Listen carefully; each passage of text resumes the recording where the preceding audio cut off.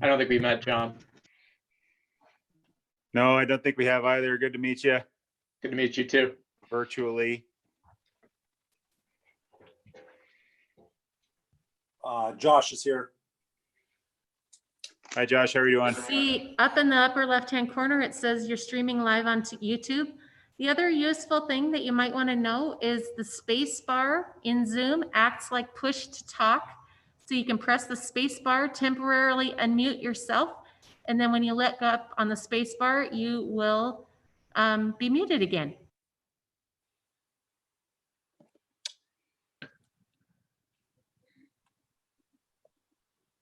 Oh, there we go.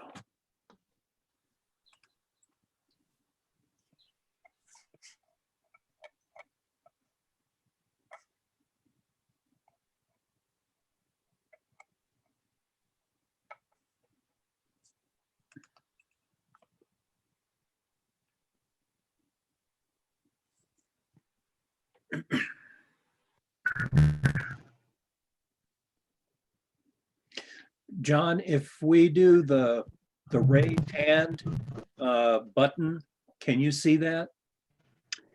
I'm sorry. Say that one more time. If there's a little button under participants called Yes. raise hand. Yes. We can click it and then a little blue hand appears. Can you see that? I'm assuming that I get a. I'll try it. See if that's, Okay. do you see Yes, anything? I do see that. I do. Thanks Okay. for doing that, Peter. Yeah. That's perfect.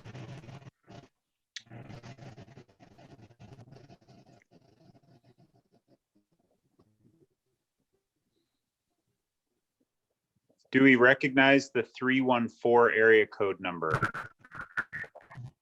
Yeah, I think that is Nicole Rebeck Okay, with our Design Workshop consultant team. okay.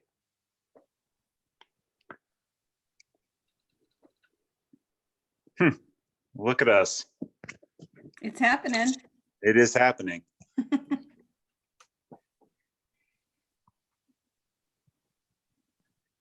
Hi, Stephanie.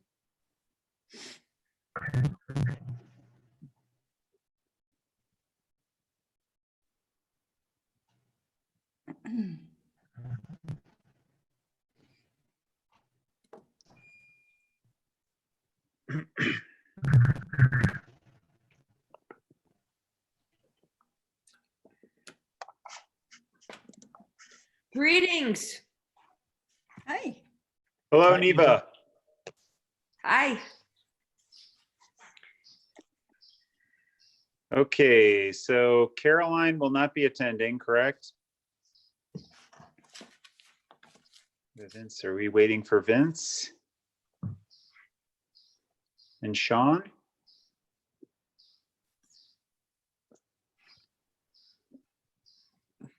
Vince?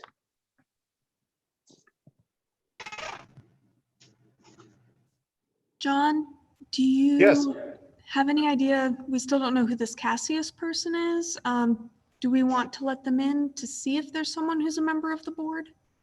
I think Uh, that is oh shoot, I'm totally forgetting his name. You just mentioned him, but I believe, Sean? yeah, I think that's John. We shall see. Yeah, I realized that my name on my device was Cooper the Cougar because my son had been using my iPad to connect to music lessons. So I figured that, yeah, they might not want to let me in.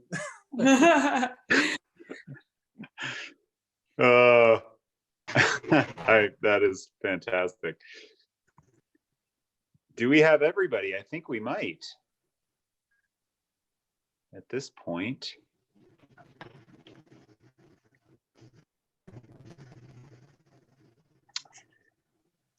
Well, then perhaps I will begin. Okay. It's approximately 7 p.m. here on Tuesday, May 19th, 2020. Welcome to the Missoula Consolidated Planning Board meeting. All the meeting body members are attending from a remote location.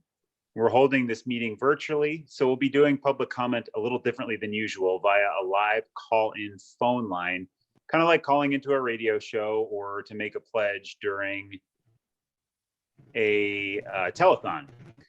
Before we take any votes, I'll call for public comment and give 5 minutes for folks to go to the phone and call to comment on the item. The numbers to call in are listed on the slide on the YouTube feed right now. I'll also read those out for those without video. The call-in numbers are area code 253-215-8782 or 267-831-0333 or area code 301-715-8592. There are also toll-free numbers for landlines to be used. Area code 877-853-5257 or 888-475-4499. The meeting ID for this meeting is 960-049-3694. One of the administrative staff will display a slide with the call-in numbers, as you just saw. I'll repeat them as I just did. Because this works just like a live call-in show, be sure to mute your TV or computer. However, you're watching before you call in, there will be an echo. If we get a number of callers on the line, you'll be on hold until it's your turn to comment. Our meeting administrator will let you know when you join the meeting and you can make your comments. I'll be observing a speaking limit of 3 minutes so we can hear from everyone. So let's get started. As I said before, I'd like to call this meeting May 19th, 2020 meeting of the Missoula Consolidated Planning Board to order, and we'll begin with a roll call of members. Andy Mefford. Andy Mefford's absent. Peter Benson. Here. Peter Benson's present. Sean McCoy. Here. Sean McCoy is present. Stephanie Potts. Here. Stephanie Potts is present. Dave Loomis. Dave Loomis is present. Josh Schroeder. Present. Josh Schroeder's present. Caroline Lauer. Caroline Lauer is absent. Neva Hassanen. Present. Neva Hassanen's present. Shane Morrissey. Present. Shane Morrissey's present. Vince Caristo. Here. Vince Caristo's present. John Newman. Here. John Newman is present. Mr. Chair, we have 7 members and 2 alternates present. We have a quorum. Thank you very much, Donna. We'll move on to approval of the minutes from the March 3rd, 2020 meeting. Now over 2 months in the past, which is kind of hard to believe. Any proposed changes to the meetings or to the minutes? None for I'll me. give a moment. Maybe I'll give a moment here, and if anybody has a proposed change, raise a hand, and otherwise, if I don't see any in 10 seconds or so, we'll vote on those minutes.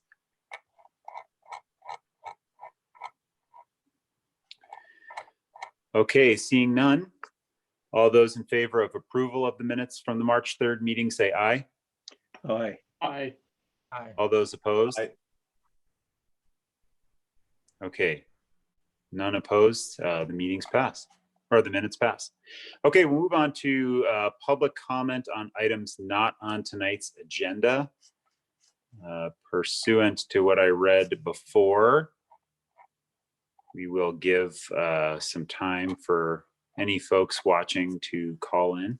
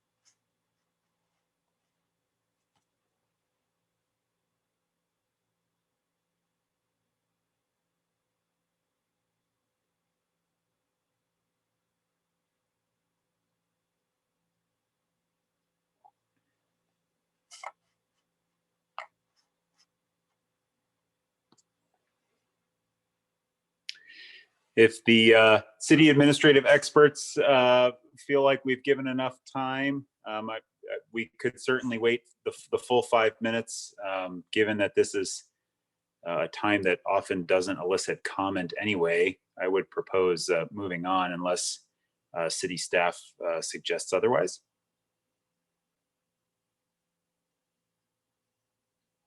Sounds good, John. You know, and if somebody shows up, we can maybe accommodate them. That's right. That sounds good, Neva. And before I move on to staff announcements, I'd like to just back up to the previous item. I'm a little rusty here after a few months. I never actually called for a motion to approve those minutes. A subtle misstep, but an important one probably. So is there a motion to approve the minutes from March 3rd, 2020? So moved. Motion from Neva. Do we have a second? Seconded. Seconded by, I'm sorry, video didn't pop up for whoever seconded. Shane. I'll second it. Okay, multiple seconds. It is seconded and thirded. Any discussion on that motion? Okay, seeing none, all those in favor of approving the minutes from the March 3rd meeting, say aye. Aye. Aye. Aye. Opposed? Okay, so now properly done, the minutes from the previous meeting are approved. We'll move on to staff announcements, and one staff announcement specifically from the board is to welcome Mr. Dave Loomis, an individual with a long and deep understanding of planning in Missoula, and someone who I personally am happy to see on the board. So Dave, if you would be so kind as to introduce yourself to the viewing public and listening public, we'd appreciate it.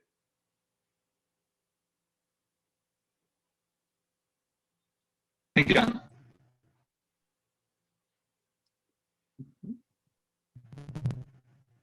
Okay. Do you have any other staff announcements? I didn't hear him. I think it was a short and sweet hello. Oh, could you tell us a little bit about his background, please? Or someone? Dave?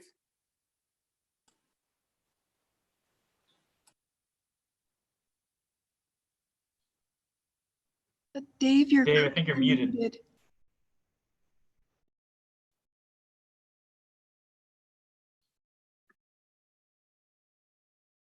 Maybe he can't hear it. What about using the chat? Let's see. Let me try that. Sorry. Oh, Yes, can I? if you turn your video off and just use your that- audio, it might work better. Okay. I'll try it. Obviously not very well. I'm not even my technical advisor, my granddaughter in here. On the bottom left. Yes, I know where it is. I lost the, hey, Yala. That means come here, please. But okay, Cursor got lost. I found it. It's on chat. You see, turn off the video. Okay. it's working now.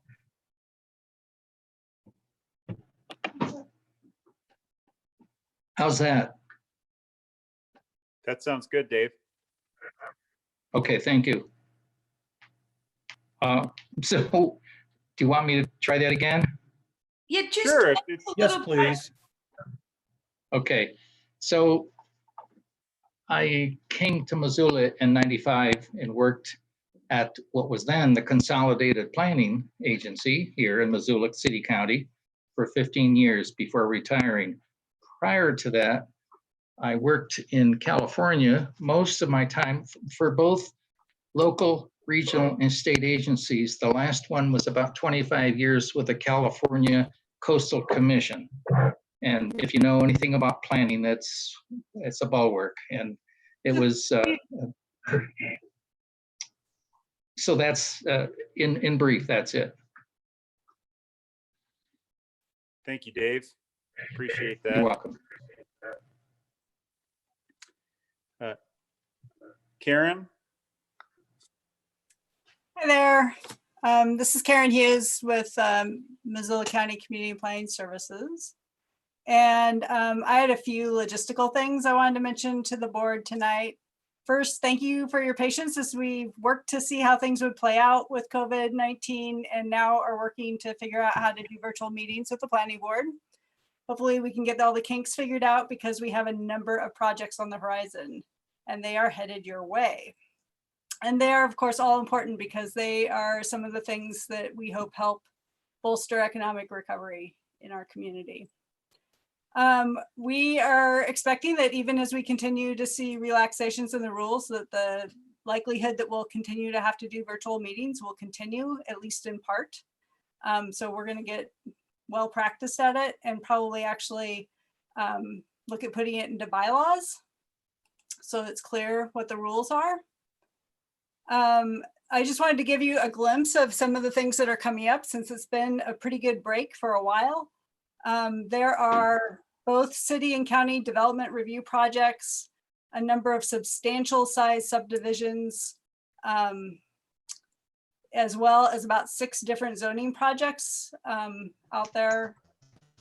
We also have a code update for the city's Title 20 and a little further out, you know, the Molinarian Master Plan and regulations for the city and the county are coming to you, as well as the county zoning regulations and map update.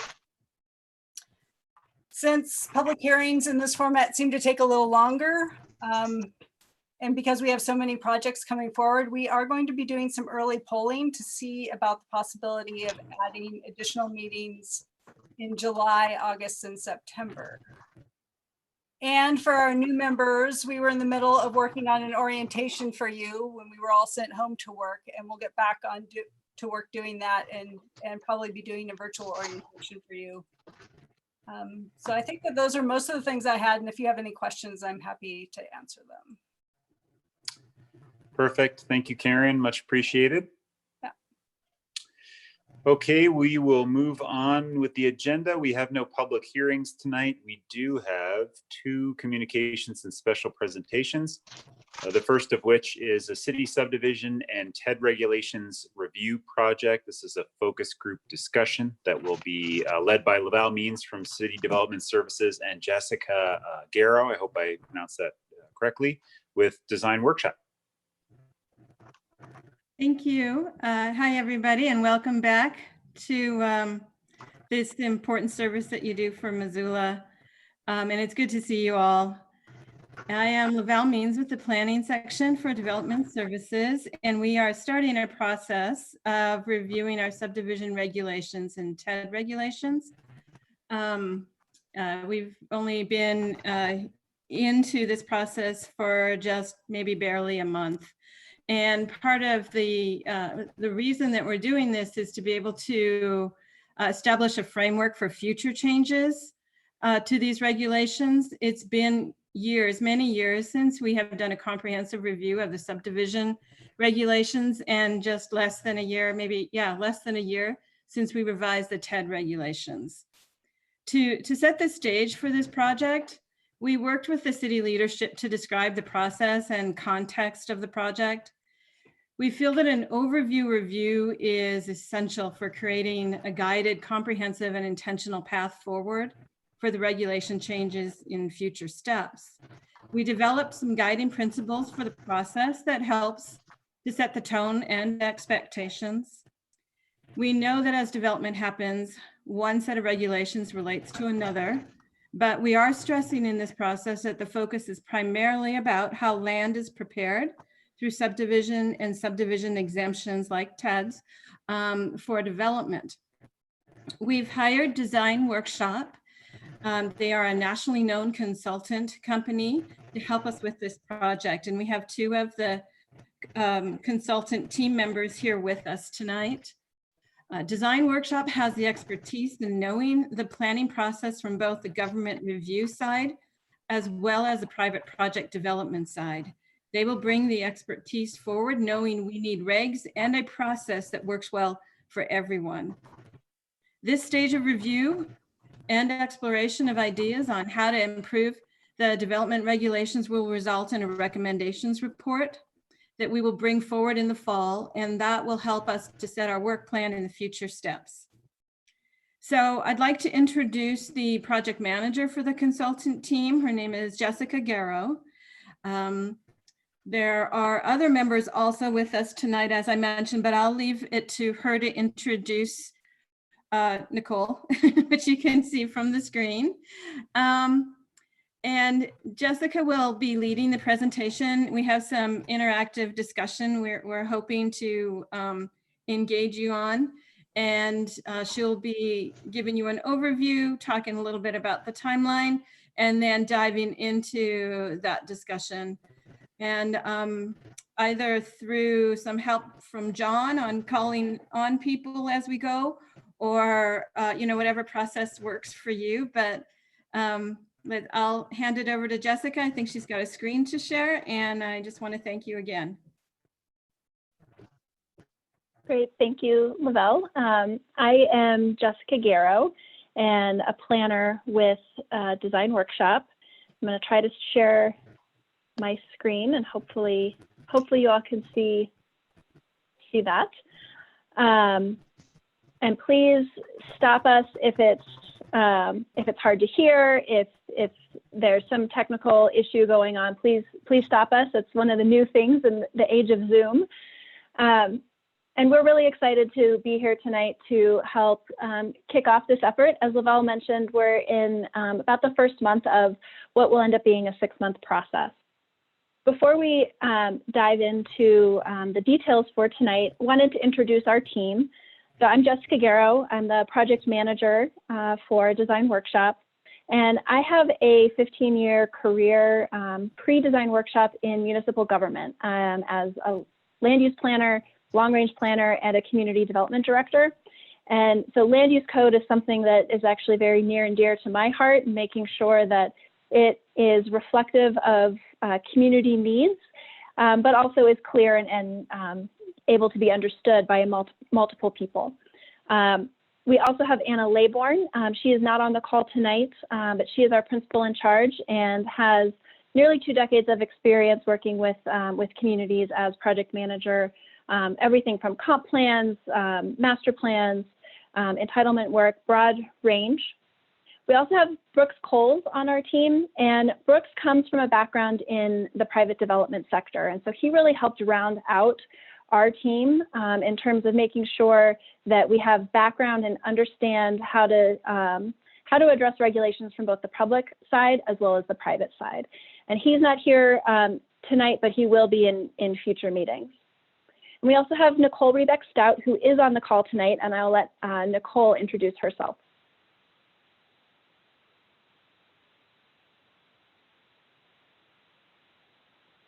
Nicole, you're on mute, it looks like.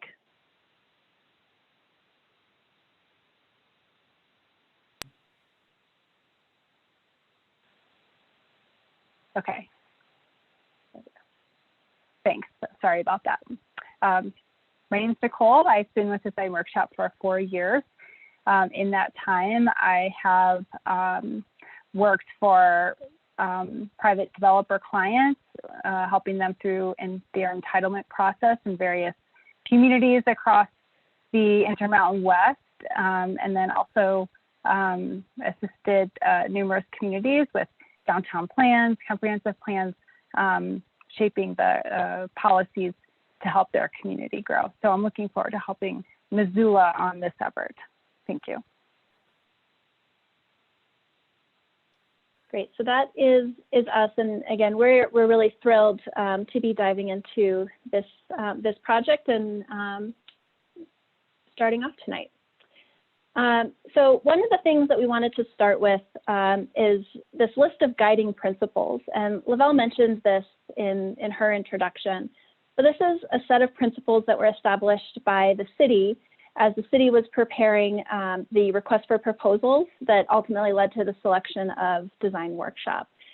And so we wanted to just highlight these. We're not going to go through line by line, but we wanted to highlight these as kind of the overarching principles for our process, and something that as a consultant team, we continue to go back to as we're working through and making sure that we have a recommendations report that the City of Missoula can use to effectively update the subdivision and TED regulations.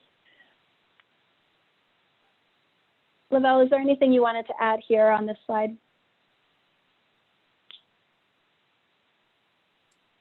I would just say that the work that went into starting up this process and creating these guiding principles really reflect where we're at as a community and what we value at this point. And that is a healthy balance of being able to work forward, to think about what the city needs, to think about efficiencies and effectiveness, and continue to value the community aspects and the community standards. And you know, it has a little bit of both in it, where we really need to be staying focused, but also thinking forward and thinking about the future and what can potentially change. So I think we have a challenge ahead of us in being able to be responsive to what state law has for us now and thinking about the future. Thank you. Great. So as we move through the conversation tonight, I'll highlight this comment: some of what we're doing is working well, so we don't need to reinvent everything. So one of the exercises we want to go through with you tonight is what is working well and what could maybe be improved from your perspective as the planning board. And then the other piece is we can learn from other places and each other. And we wanted to start a conversation of what other communities within Montana or even outside of Montana do you look to in terms of thinking who your peer communities are? Part of our work is going to be looking at some local case studies as well as some national best practices. And so we wanted to just get your insight and expertise into that conversation before we get too far into that detail. The other piece that we wanted to start off tonight was just general project goals.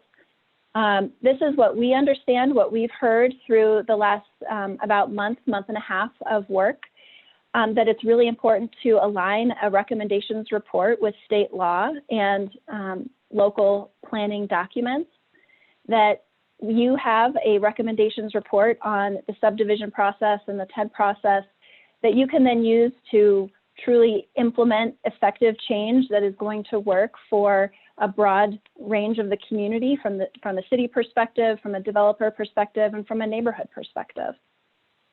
The other one that I like to focus on is focusing on outcomes and what we're trying to accomplish and being clear in our language. And so that's something that we're just trying to keep in mind as we're moving through in the recommendations report. So we also wanted to share our project schedule.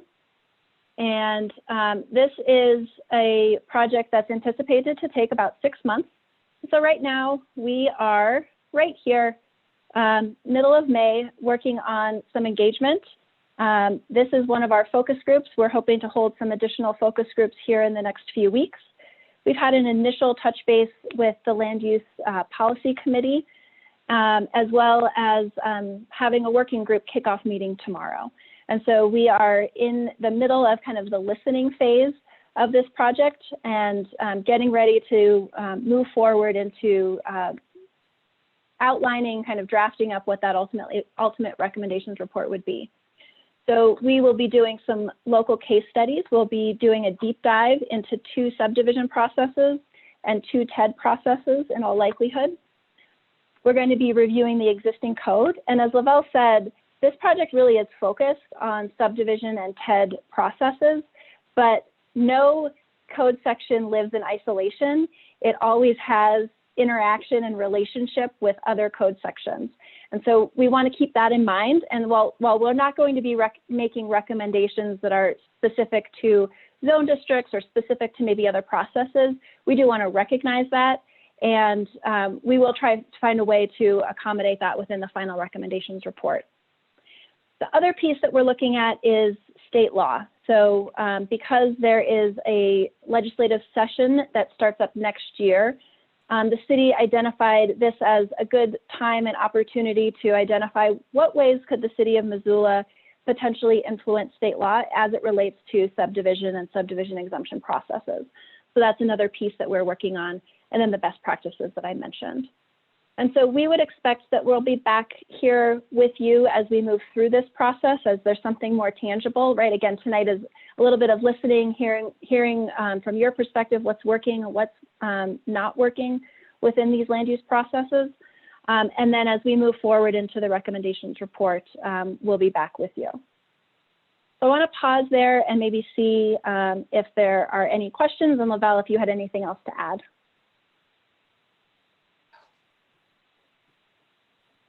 That sounded great to me. Thank you. I have a question. Go ahead, Neva. Thank you. Hi, Jessica. Hi, Lavelle. Hi, everybody. My question, a couple of questions, just to remind me, Lavelle, what year was it the legislature passed the TED exemption? And we have a lot of new members that may not even understand what that means. So you might explain it a little bit. And then also, what year was it that we passed the first set of TED regulations? And my third question is, where is this coming from? I'm surprised, and maybe like it's been a crazy semester for me, so maybe I missed something, but I didn't remember that redoing the TED regulations was so high on the priority list. So so answer those in whatever order you want, but I just need a reminder about the whole history on this, because the TEDs are an exemption from subdivision regulation. Why are we doing this? So, okay. Thank you. I'm gonna just step out for, be a little broader here for just a minute. The TED, what we call TED affectionately, is called a townhome exemption development. And it is a form of subdivision exemption. It is something that state law wrote into their rules. I think I'm gonna say it was about 2011, where we actually then started to process or see the use of it.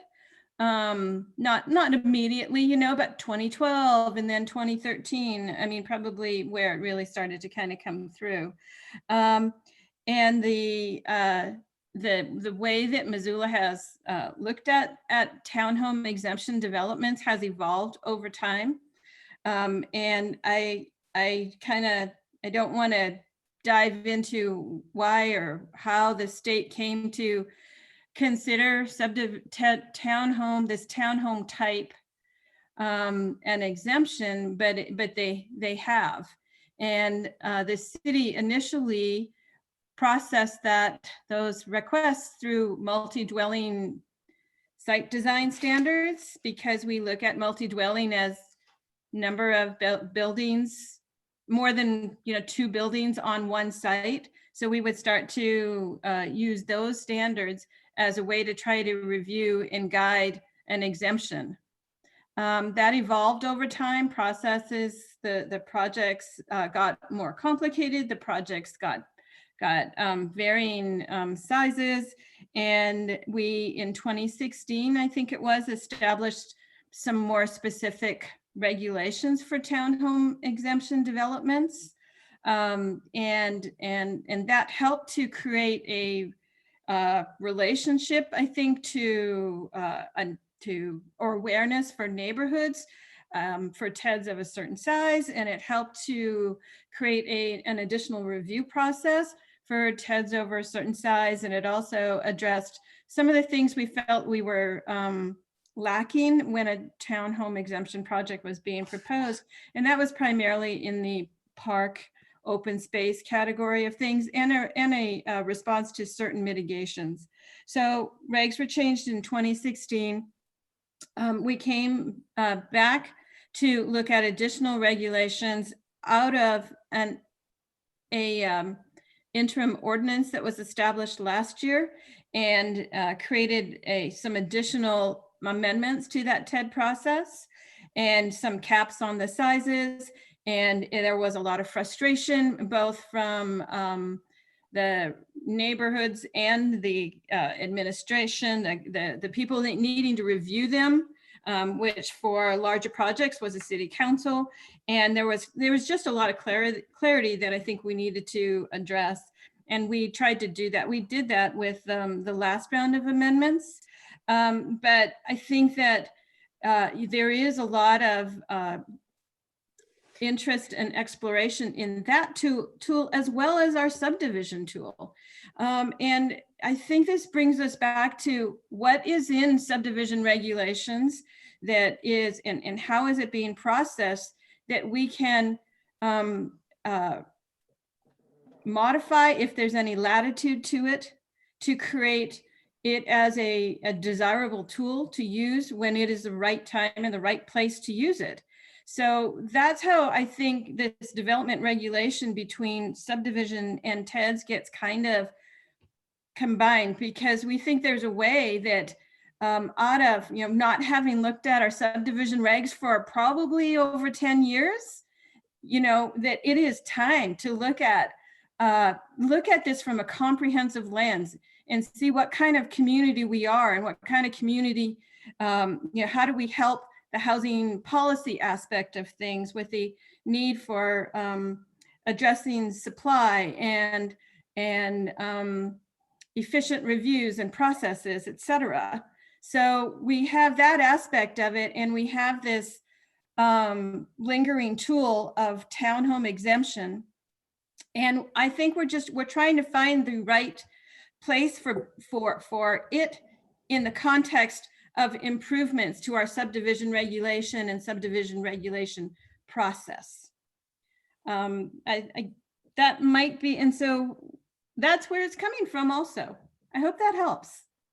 That helps a lot. And I think partly, I think it's important for our planning board members, especially since tonight it's mostly informative, for folks to understand the history of this a little bit, and the TED, the townhome exemption, right, is an exemption from our state subdivision process. And I'm not sure, we haven't really done many subdivisions yet as a group with this new board. We have a lot of new members, and I think it might be useful to explain to folks that, what they're being exempted from is a review of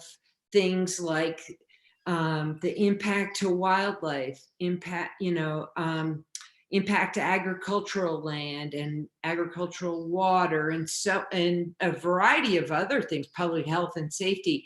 So could you summarize the difference for folks between the TED and the subdivision? And I'll just jump in here and say that, Laval, once you've answered that question, Peter's raised a hand, so we'll move to Peter after your response. Yeah, sorry, and if it's not appropriate now, that's fine. I just didn't mean to dominate at all.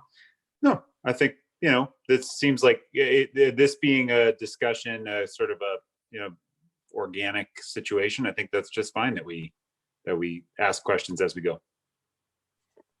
I think that between subdivision and TED, we're trying to find the right relationship for when TED projects or subdivision projects are going to turn out to be most desirable. In the subdivision, you're right, there's a series of mitigation elements that you have to consider. if there's constraints in the on the land in the area. But yet we know that with TEDS, there's some other aspects of it that are can be favorable too, like you can be able to pursue a project a little faster.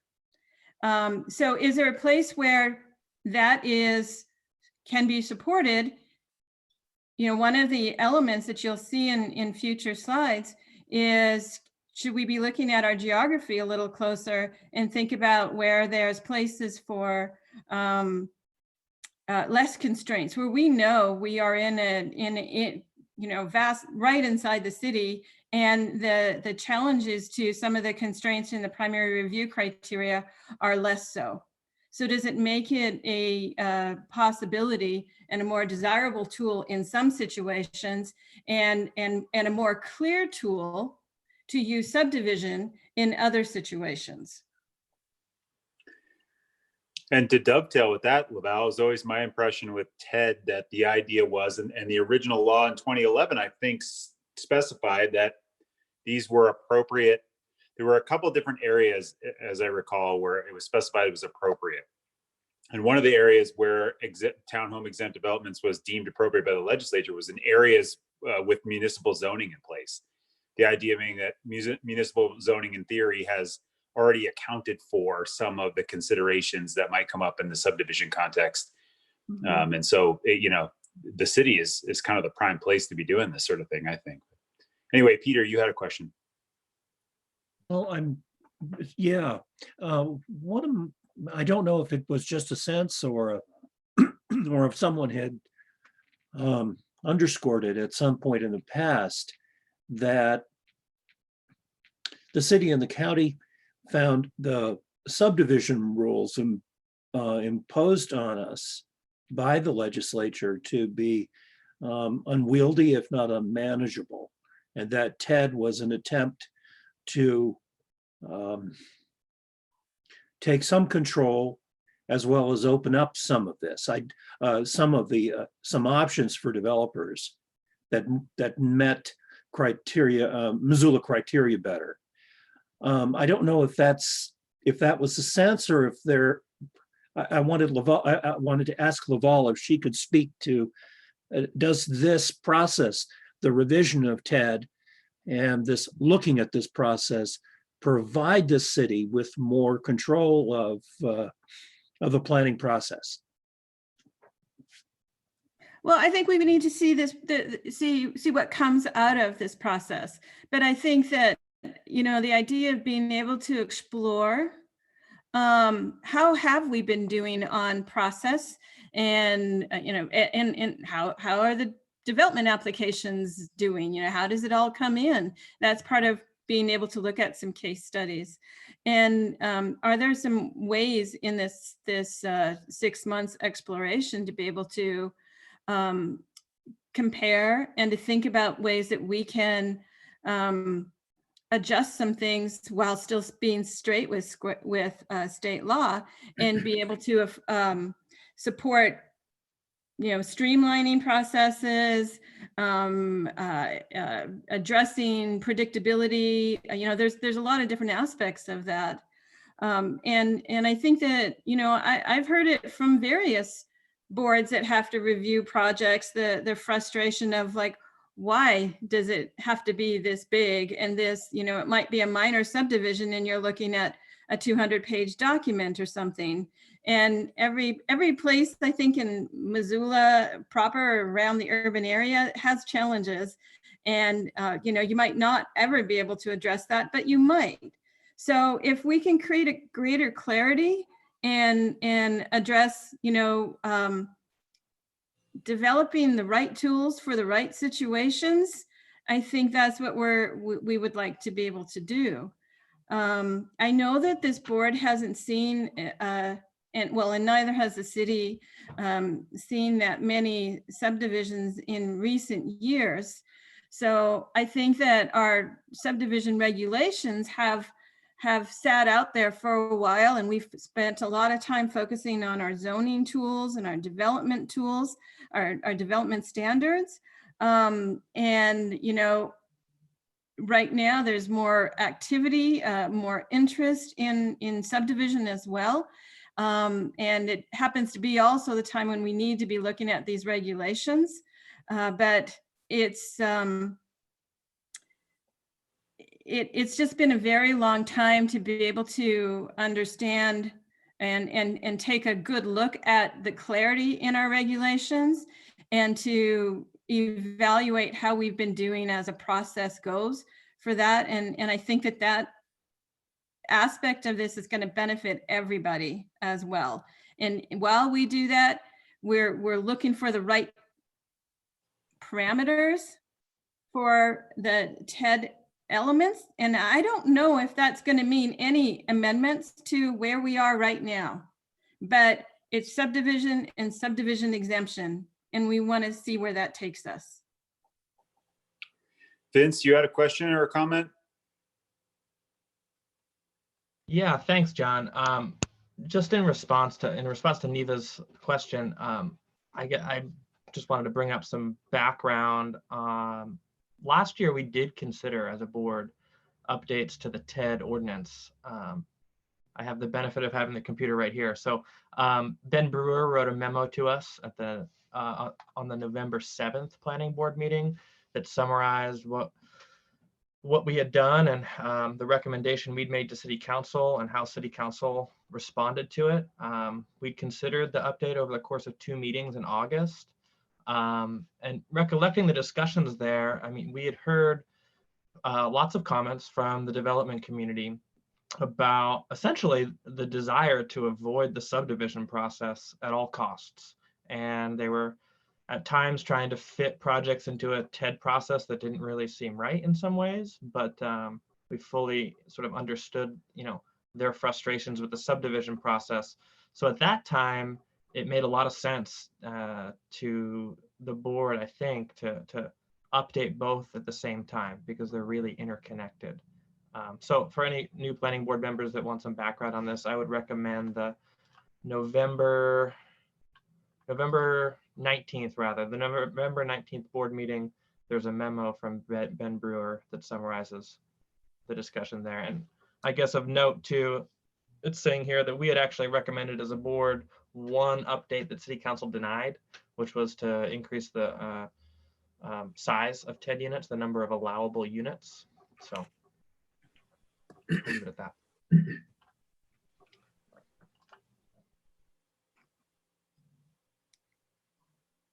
I can see Stephanie is raising her hand. Oh, I'm sorry, Okay. Stephanie.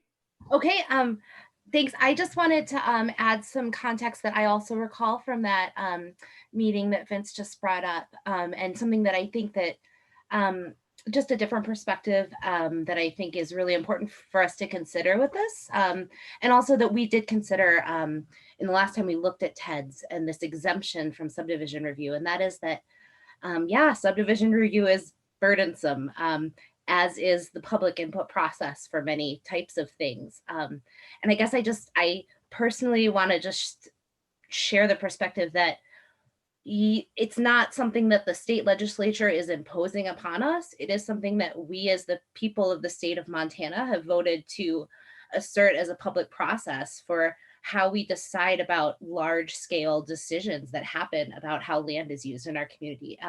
And so while I do really appreciate the feelings towards wanting to expedite things and getting development going, those are all very important things. The public decision-making process is incredibly important in this too. And so I just wanted to point out that one of the reasons that we had this discussion and why things came up and why the planning board didn't, why we did support things in the updates to the TED process last year that restricted TEDs in ways was because of the idea that TEDs are an exemption to a public process, and that the subdivision review process, well, I'm sure there's things we can streamline in it, and I applaud the city for continually reviewing all of our public processes and seeing how we can eliminate red tape when it's necessary. We also need to be looking at where are we eliminating public input, and things like wildlife, things like agricultural land, things like schools and the impact on things like that. They're, and schools might not be one of those review criteria, but the subdivision review criteria as written in state law have been put in there over the years to give the public a voice in how these things happen. And that's a really important thing too. And I think that that's really important that we keep in mind through this process, and that I know that those guiding principles said it was about finding balance. I didn't see that reflected, that public input, quite as much in that. But I do think that's maybe speaking to the point of, let's not throw everything out that's working. And one of the things that's working well is giving the public the opportunity to voice their concerns when there's something happening to public goods in our community.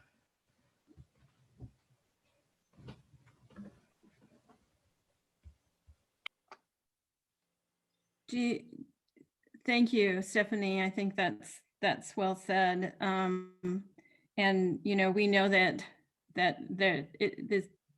this isn't just about a streamlining. It's about finding the right relationships, and sometimes things do need to be burdensome. They do need to take the time and the careful consideration. And I trust that the work with our consultants are going to get us there with whatever suggestions they might have. Is this a good time to segue into the next slide and continue with the discussion? Sounds good to me. Yeah, I think so. Great. So within your packet, I believe you had what we called a pulse survey. It's really more of a questionnaire. This is not a scientific survey. We're just trying to get perspective from a number of folks, a number of boards and groups about what's working well and what could be improved within specifically the subdivision and the townhome exemption development process. But if you feel more comfortable talking broadly about the development process, I think that's okay. We're interested in your thoughts on how things are working and how they're not. Thus far, in the groups that we've talked with, we've heard a lot of kind of positivity around, aligning with state law, preserving health, safety, and welfare, that those are things that are really working well. That there could be some improvement on the alignment between different city regulations. And Lavelle mentioned this, but responding to different physical areas of the city. And so we've heard a number of times that what's right for maybe a greenfield open area development is not right for a more infill kind of downtown type development. And we're interested in understanding that nuances as we move through this process.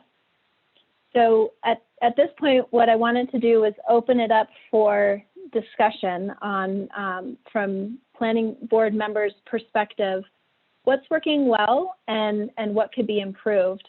And Stephanie, you mentioned that the public process is one that's working well, so I was going to add that to our list here.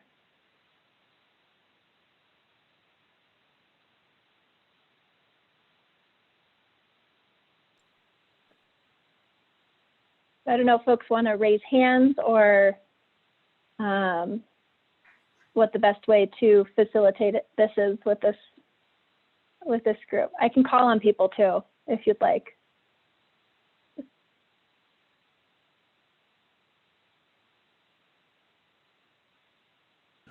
Okay.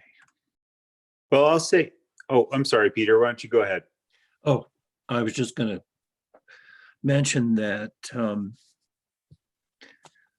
we formed a subcommittee about this because of our general concern about promoting access to affordable homes and support efficient and affordable development. Where I think, at least for me, I wish we could do more as a body to support this kind of thing. I'm not sure it's within our purview.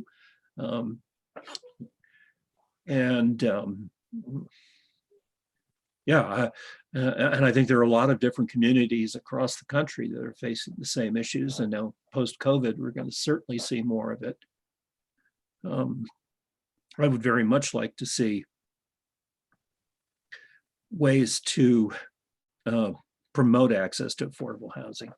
I'll stop there. Yeah, and I was going to just comment that I think over time, and obviously we're talking about the city here, but I think honestly the county has done a good job of this as time has gone on, but increasing the consistency and the consistent understanding and application of regulations. And like I said, I think Title 20 was a major step forward on the zoning side.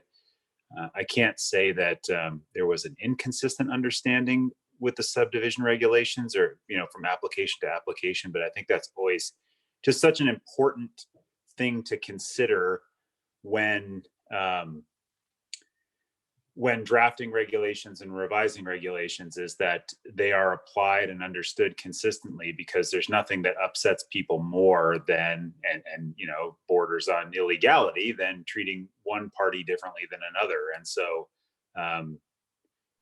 that's more an observation than anything else. I mean, like I said, I think the city is doing a good job of that. And I think a major goal in all regulation drafting and implementation should be maintaining consistency and application.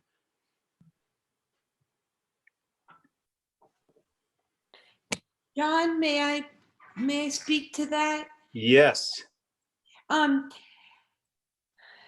Consistency and application in a city that is growing, that had a land use and a growth policy passed 5 years ago, and yet we don't have zoning. We haven't updated the zoning to match the vision that we've articulated. And here comes this project. I'm sorry, I don't mean to be negative, but I'm a little surprised that this project is getting such priority. And, the planning board actually has been asking for parts of the city to be rezoned to match our goals, alignment, all these things that you're saying. Zoning accomplishes a lot of these items on your slide. So, and I realize this is probably a political question, actually, and LaValle, I don't expect you to answer for that, but I'm a little unclear what the central purpose of this project is at this particular time. And maybe I'm just missing something, so I apologize. But we've been calling for rezoning of the city to match the growth policy, which really is the final step of the growth policy. We've been calling for that for years. And yet we're prioritizing hiring a consultant to redo TED. Okay, I'm done. Thank you for listening. LaValle, I assume I shouldn't assume, maybe you want to respond or maybe you don't.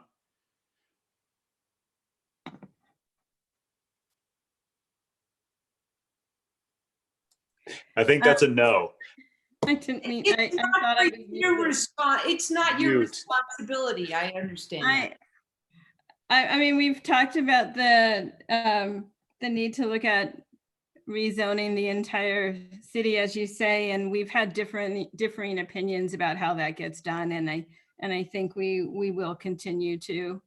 I don't know where that's the project, the process. There's so many aspects of needing to know a little bit more in every neighborhood that we have, to be able to know how to what a rezone could look like. And I think that we're getting there in the Mullen area plan. That's a place where we're going to be able to drill down and get a sense of what do we mean by community mixed use? What do we mean by the land use that Mullen, that the county established in that area, and get it to a finer grain that can be rezoned comprehensively all at one time. And that's a project that's going on right now. So it's one of them, And we've been asked to look at the development regulations, the site land development regulations as well. And there's so many resources, but I can take your point back to administration as well and continue to talk to them about that aspect of it. Thank you. And now you don't have to speak for everybody either. I understand. We've got a question from Shane. Yeah, I guess just trying to figure, I guess I'm thinking that there was probably an intent to implementing these TED regulations, and that it streamlined a process. It was generally intended for some types of development in certain areas of town, and potentially it's being it's growing larger now that maybe was ever really intended or envisioned. And so is that generally the case? And so we're maybe looking at fine tuning where we really want to go, and maybe potentially looking at, I think you said potentially looking at specific areas where TED development is appropriate, maybe looking at has there been any discussion about potentially like making tiers or layers of TED regulations that apply to various size projects that maybe work with the original intent, and then still streamline a process for slightly larger projects that still keep it under subdivision regulation? I mean, to be completely honest, I think that in my experience, the TED regulations have been pretty darn good. And that being said, I'm not personally working on giant subdivisions that fall under that, so I can't really speak to that. We've typically used it for infill type projects, and I think that they increase density. I think they increase clarity. I think they increase speed of development, and I think that those things are really working. And so I guess maybe just hearing, what's maybe from folks, what's not working would be helpful. I think in some ways there's a kind of a reaction against something that is viewed as an exemption, even if there are still, it's a workaround. I think it's in some people's opinions, and that is like essentially what it's supposed to be. It's supposed to be like, subdivision review light, basically. And the legislature didn't even conceive of that. I think that legislature conceived of no review at all necessarily, and left the determination of what the extent of that review would be, if any, to the local governments. And so I think I'm with you, Shane, that there is some value, especially, in an era where affordable housing is of great concern. And we hear time and time again, whether you believe it or not, that regulation increases the cost of development. I don't develop, so I guess I'll take the folks who say that at their word.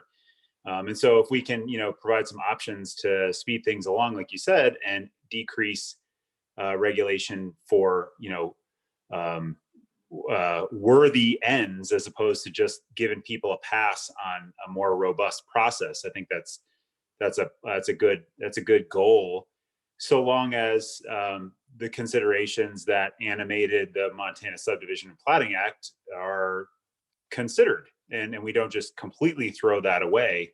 And I think, like Laval was saying before, that's the balance. The balance is how do we effectuate the positives of TED development, which is, make it fast, make it cheaper, so that we can have some more affordable housing and different housing types, but also, protect the things that make this place great.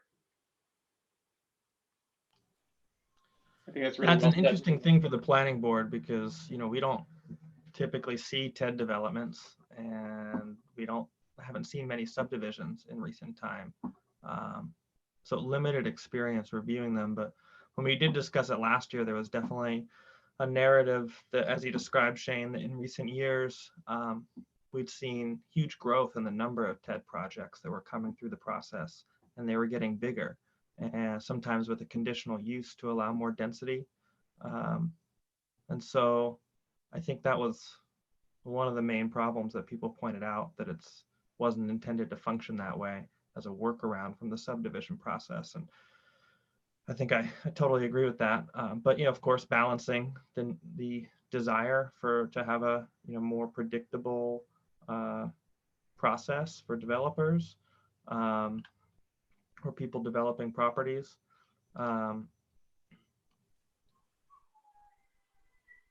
Yeah, so I'll just leave it at that. I It's guess like I have a applying question. for a I mean, passport, point of question. It's like the TEDs, first of all, they revert to the density standards of the underlying zoning. Is that correct? Or are they allowed to have density that's greater than the underlying zoning? Because I think that's kind of important for the planning board to consider, particularly in light of what Shane suggested, which would be a kind of more nuanced approach of allowing TED perhaps in different areas or at different tiers. So it'd be important to know if the intention is to revert to the underlying zoning, the densities in underlying zoning, or the intention, or to allow something more. The way the regulation, this is Laval. The way the regulations are right now, they have to comply with zoning. They can't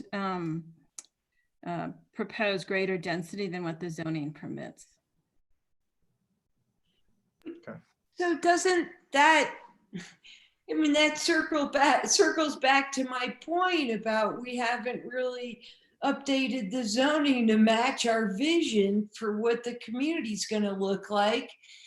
And, we're basically, and we don't have to go on and on about this. I apologize if I'm going too far, but it seems to me if you want the underlying zoning to guide it, let's do the underlying zoning that matches the vision that we spent a lot of time articulating and that we're about to update again, which actually I thought we would be getting to soon. But anyway, thanks.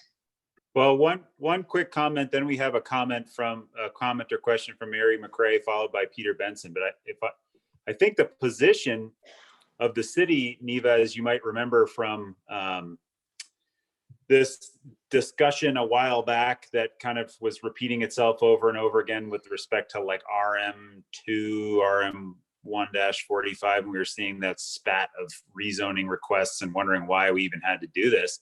I remember Mike Haynes saying, well, it's not out of compliance with the growth policy. The growth policy provides for a range of, and I thought this was a very good response, and he was correct, honestly. We are not facing a non-compliance issue. We're just facing there's a range, and somebody wants to change the density, the underlying density, the underlying zoning within the range that's contemplated by the growth policy. So if the question is why the city is pursuing this over rezoning certain areas en masse, my guess would be that the response is there's no necessarily need to do that. Now, hopefully the city, if there was a determination that there was a large area of the city where zoning was consistently out of compliance with the growth policy, the city would identify that and take care of it and rectify the problem. But if the question really is like, there's a range of zoning that would work here, the city doesn't have any work to do. You know what I mean? It's in compliance, and somebody might just want to change the zoning, but it's either zoning district would be in compliance. Mary, do you want to ask a question or make a comment? Yes, I was going to answer the question about whether how TEDs and subdivision differ in terms of how density is calculated. So in TEDs, you look at the whole parcel and you divide it by the parcel area per unit that the zoning district would allow. So if the parcel area per unit was 3,000 square feet, you divide that by the total total parcel area by that amount, and you come up with the maximum number of TED units, ownership units that could be created. And when Title 20 was adopted, every zoning district had a minimum lot size. So for a single unit. So when you do a subdivision, you dedicate right away, you dedicate parkland, and And with Title 20, you couldn't just meet the density that would be allowed. You had to create, each lot had to meet that minimum lot size. So when Title 20 was adopted, a lot of subdivisions ended up with less density before the minimum lot size requirement was adopted. So that was one of the main things that made TEDs very attractive, because you could make the unit sizes as small as you wanted them to be, and not lose any density at all that the zoning district would allow, because you didn't have a minimum unit size. The minimum lot size standard didn't apply because they weren't lots, they're TED ownership units. That's a really good point. The other thing is, though, with the most recent TED ordinance that was approved, along with that subdivision, the zoning ordinance was changed to say, when you're doing a subdivision, you can vary from the minimum parcel area. So now subdivisions again have that same density provision. They can reach that density that TEDs can reach. So there's no loss. That was equalized with the last round of revisions with the TED ordinance. So that's all I had.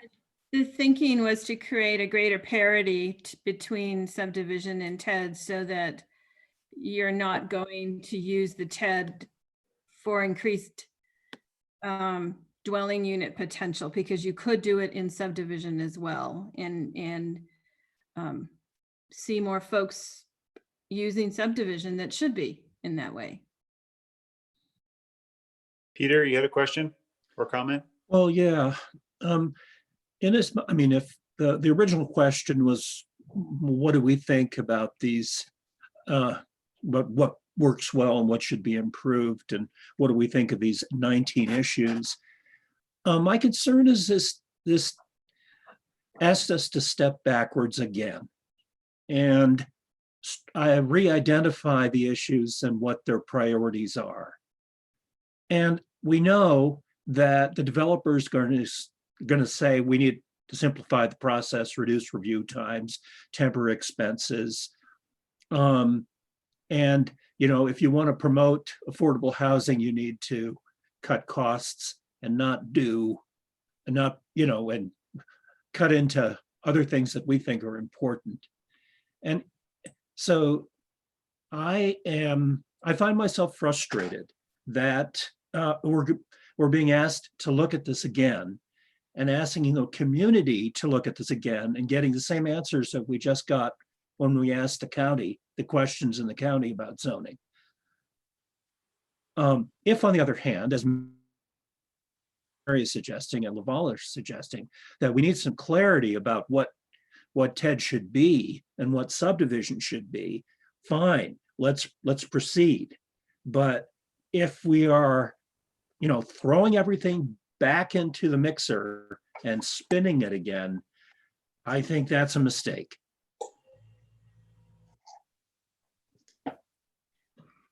This is Lavelle Means again, and the intent here isn't to reshape our policy and introduce new policy, but to be able to align what we're doing with policy. And there is housing policy that's recently adopted, climate ready plan that's recently adopted. There's aspects of things we want to keep thinking about, and it's true. We need to be thinking about how to address an increasing housing affordability challenge. In which ways do you do it? So it's got a bit of this sort of like spectrum of how far, what can we do that helps but doesn't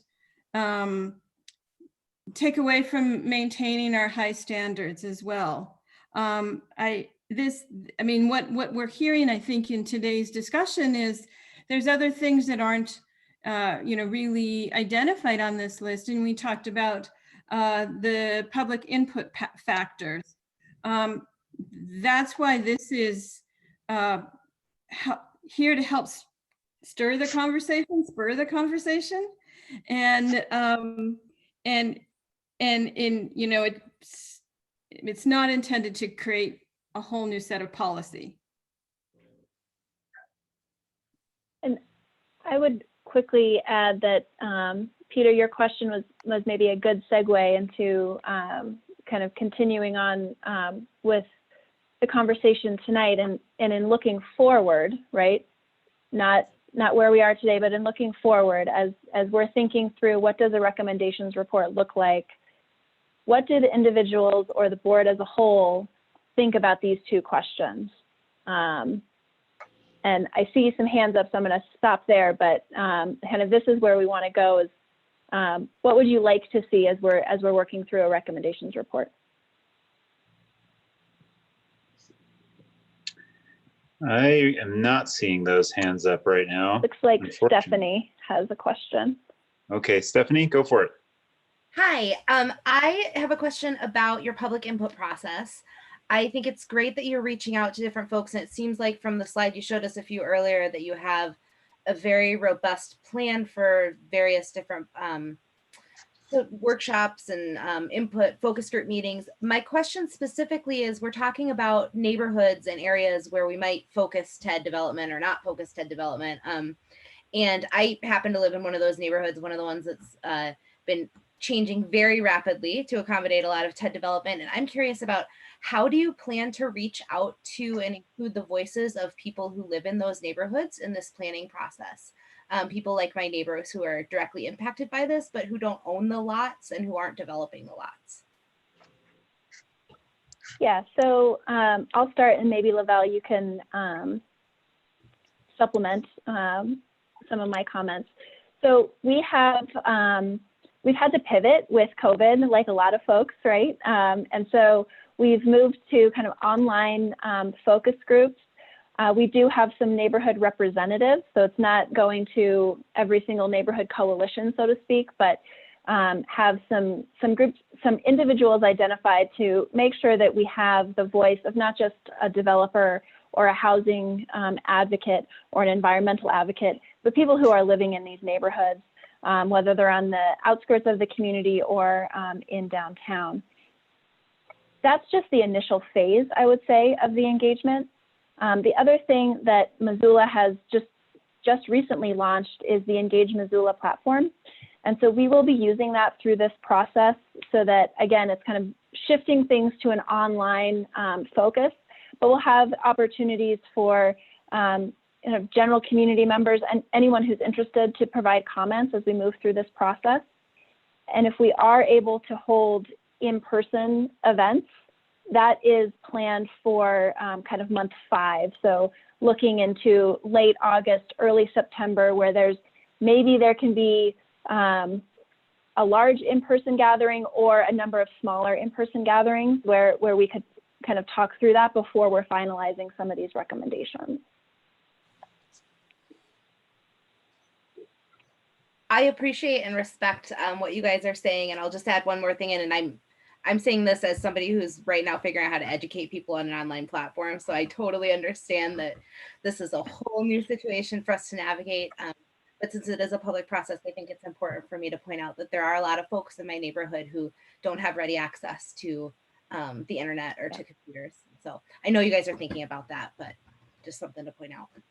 Yeah, that's a really tough issue right now, and we're talking with Lavelle and her team about how do we pivot in this time and make sure that we're not doing more engagement than is necessary for a process like this, but we've kind of right-sized it and we're making sure that we're reaching the right audiences. So yeah.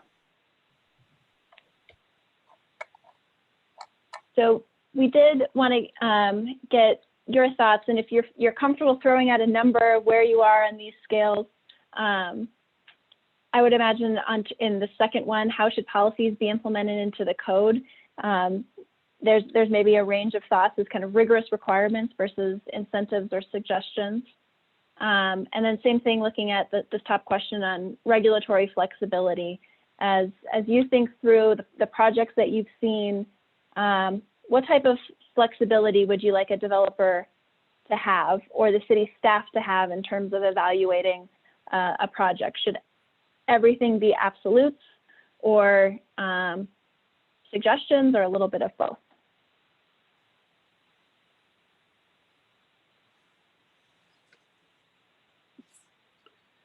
I think with respect to regulatory flexibility, I would,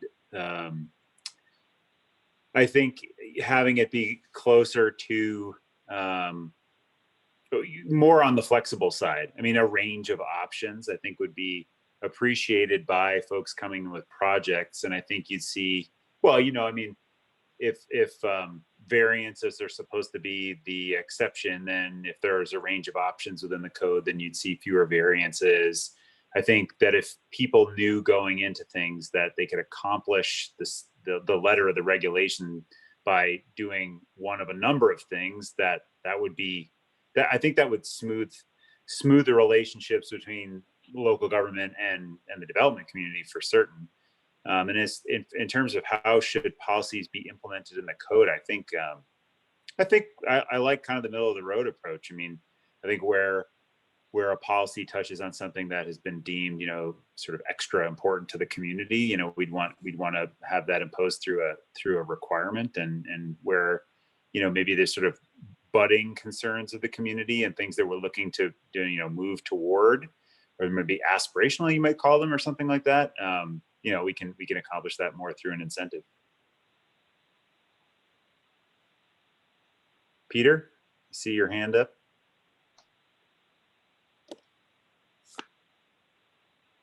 And then Shane. You might be muted. Can you hear me now? Yes. Okay. Our subcommittee on affordable housing has been, we started talking about incentives and requirements. You know, the different communities that we knew about. We've had conversations with this on the planning board about what Bozeman does when subdivisions are built, and how, you know, you pay forward for the water and sewer and whatnot. So I'm of your mind, John, that it's in between.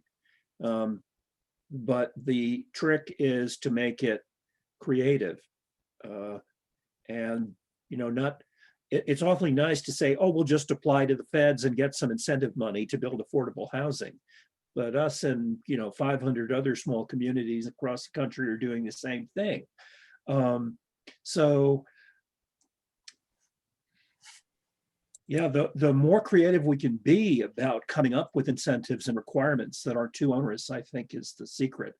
It doesn't really measure. I could say 5, but I want a different paradigm there. Sorry. Shane? Yeah, I think I go further towards 10 than you know, not to 10, but closer to more requirements. And I do like what John said about kind of having a laundry list of things that I'm paraphrasing and probably not very well, but you know, there's, you know, requirements that you meet 3 of 5, you know, objectives on a site. You know, that could be something, but that's still a requirement in some way. You know, that could be something that we could look at. You know, suggestions aren't going to go anywhere, I don't think. Requirements are the only things that are really followed. So I'd put myself in the 7, 8 area, maybe. And then quite honestly, like when I've looked at how the policies should be implemented in other instances, I keep coming back to incentives for developers are, there aren't that many that incentivize more dense design, which is maybe just a goal of mine, but you know, what do we have to offer? What is that? What does that incentive really look like? Is it parking relief? Is it something like that? But those things can only go so far. So I tend to go towards more requirements than incentives in order to preserve the integrity of Missoula, I suppose.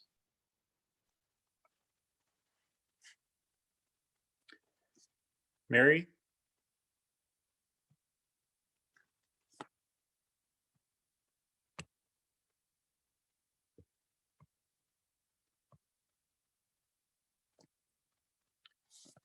Mary, did you Mary, I have a think you're comment? muted. Sorry. I was saying that in processing subdivisions, one of the things that's frustrating is that we have very prescriptive road standards. So the right-of-way width, the exact size of the sidewalk, the boulevard, how the bike lanes provided, all of that. And we have folks that come forward wanting to do newer best practices for how to encourage people to use other modes of transportation, like different types of bike lanes. It would be great if the road standards were a requirement, but had flexibility based on best practices and were based on the amount of traffic they were designed to have, and not specific numbers for every single feature of that road. It would require fewer variances, and there could be options within that. I think that, sorry, I'm maybe speaking out of turn, but I think that's a really, really great comment, Mary, and I do appreciate that. I think that's well spoken, well said. So, Vince, did you have a comment or question? Yeah, I was just going to respond to the question here. I think Mary's comment sort of changes my thinking. I was kind of actually trying to think of examples that we could think of, and Mary kind of provided a good one there. I agree with Shane. I mean, it doesn't seem like suggestions are going to get us very far. But yeah, I can see what Mary's saying about requirements being a little bit too prescriptive, particularly with the details of design, which I think could be seen as distinct from requirements to, for example, provide a sidewalk or a bike lane. Details of the design might be not as appropriate for requirements, but I wouldn't want to see important or things like sidewalks and bike lanes and be less than a requirement. Things that are important to the community, to sort of outcome goals, I think should be requirements. So I'd probably fall in the middle there between 7 to 8. And in terms of incentives towards requirements, incentives, at least the few examples I can think of we have in our code now, it seems like they've been really hard to get right, and conditions seem to be constantly changing. The incentives have to be crafted just right to get people to actually use them. So unless we're committing to a really iterative process, again, I think I'd probably lean towards the 7 to 8 zone towards requirements.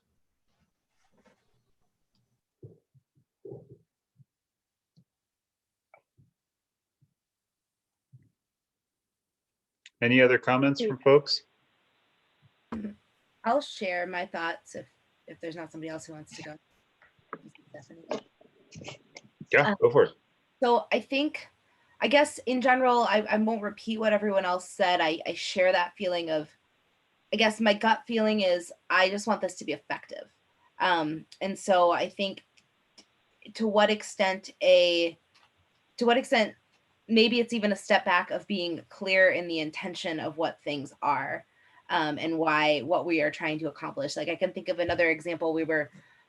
I can't remember exactly what code we were looking over at the time, but it was about fire. And it was very prescriptive of like, you will get a lower fire rating if you do this much manual removal of trees on your property. And I remember thinking at the time, gosh, wouldn't it be interesting if we could also incentivize native plant planting for resistant species or something like that? But that just wasn't in the code. So I think, I guess in those cases, I think giving leeway for people to be innovative and find solutions is really important. But you can't always trust everybody to do, yep, that was it, the WUI standards. And so I think just making sure that we are being clear so that when ultimately staff or boards are having to interpret what these mean, whether it's through the subdivision review process or through TED, that they're clear in like, this is why something is needing to be accomplished. This is why this regulation is in here. This is what our intent is. Might be helpful to think about. I don't know if there's a place for that in the codes, but that's always been helpful to me in thinking about things. Yeah, this is Josh. I guess I don't have a lot of experience in understanding how the regulatory framework is applied or works in Missoula or the code either. I tend to feel I would fall somewhere in the middle, just because you want to provide some freedom for innovation. I think for developers, if the objective is to create or improve walkability in a neighborhood, you want to leave some options for them to achieve that. You know, if it's to create a cleaner landscape or foster connection between the residents, I think having really prescriptive recommendations on how, or regulations on how that's achieved can be counterproductive and can stifle innovation. So I guess on both of them, I fall somewhere, you know, 5 to 7 likely.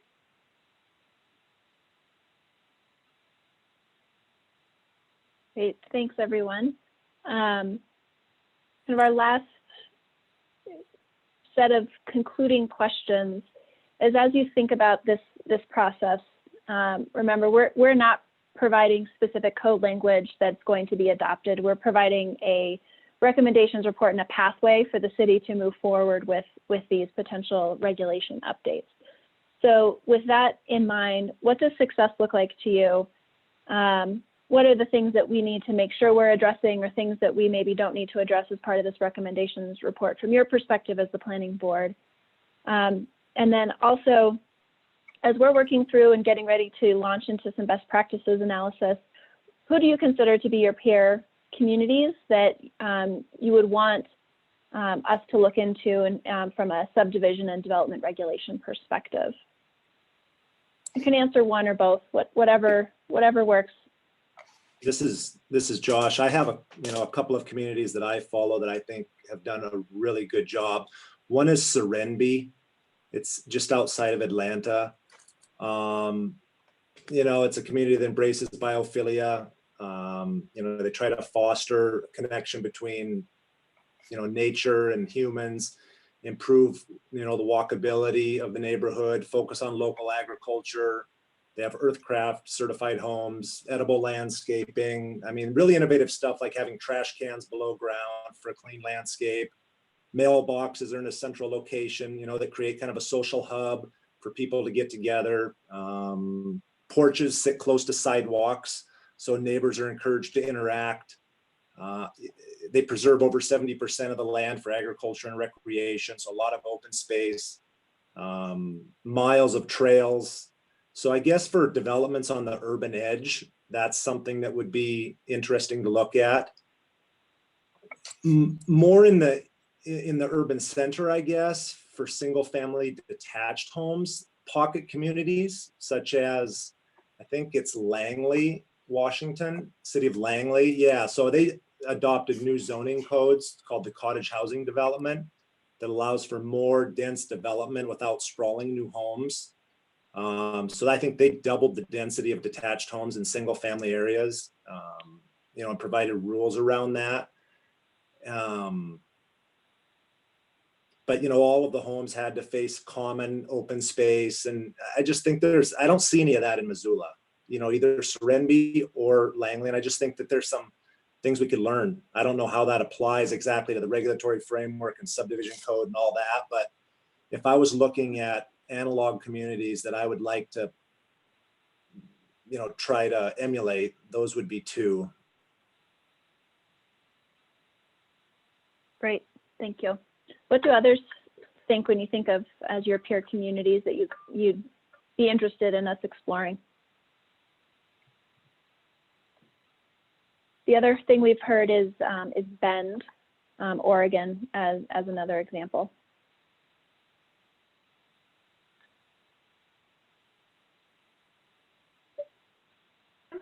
I'm sorry. I guess I don't totally understand the question because the last place, I mean, Bend and Boulder, I mean, all these places that we might consider, you know, are, you know, people can't afford to live there. And so I guess, you know, I'm still unclear. I'm sorry. And maybe I'm just being dense here, but you know, when you ask what success looks like, you know, I don't think it really exists, right? Like, we need to figure out a way to be secure in terms of our water, our air, our food, and you know, also to be, you know, have housing that people can afford. And the more we make this community a great place to live, you know, the more attractive it becomes to people to move here from outside. That then drives all that other stuff up, especially housing. So, you know, I don't know of a place that's been successful, really.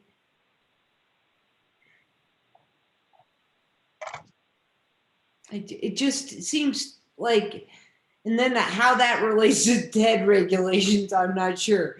But anyway, I'll stop there. I think, you know, one way to think about this is, I think you're absolutely right, particularly with the example of Boulder, where, you know, it's so successful and so many people want to live there. There's not a lot of kind of market rate affordable housing. It's kind of a difficult community to live in and raise a family in, from some of those perspectives. But are there communities that from their development pattern you think would be helpful for us to look at and see what do their regulations say? How does their process work? Is there something that we could take and recommend for Missoula to implement into your regulations? Similarly, is there a place where you feel like they have maybe started to crack the nut on some affordability? I think that the Washington example is a really good one, right? There are communities across the Northwest and some other Western communities that have started to look at how do we encourage granny flats? How do we encourage cottage housing? And those are things that can help create a kind of more affordability within the built fabric.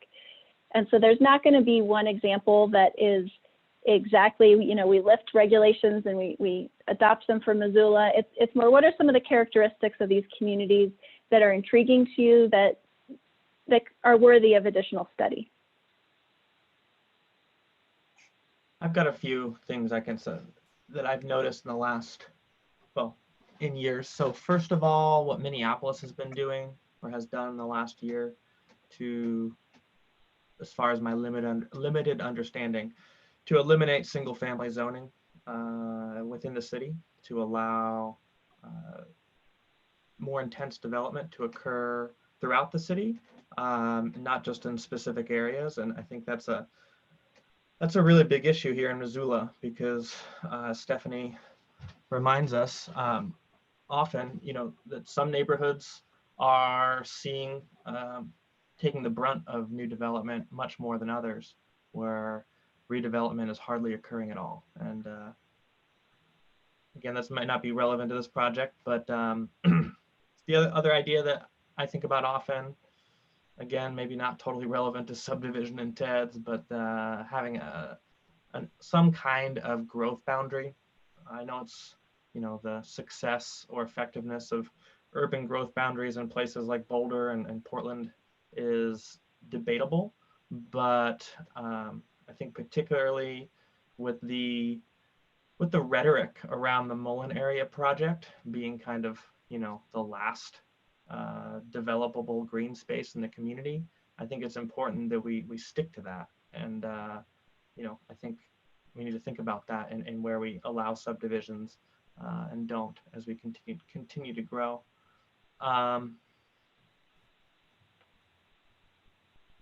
Yeah, I don't know any other peer communities specifically relating to subdivisions or TEDs, but I'll just leave my comments at that.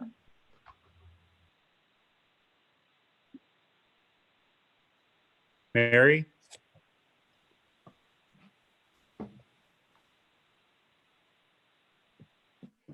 Okay. Success to me, it seems like right now we have singular heavy tools that are supposed to apply where we have resources we want to protect, like riparian areas and for hillsides, and also for the heart of the city. And so success to me would be a menu of tools that you would use in the most appropriate areas that would encourage denser development in the heart of the community and less sprawl and greenfield development, because it would provide a variety of types of development, you know, building types, unit sizes, lot sizes, depending on where they're located and whether there are any resource constraints.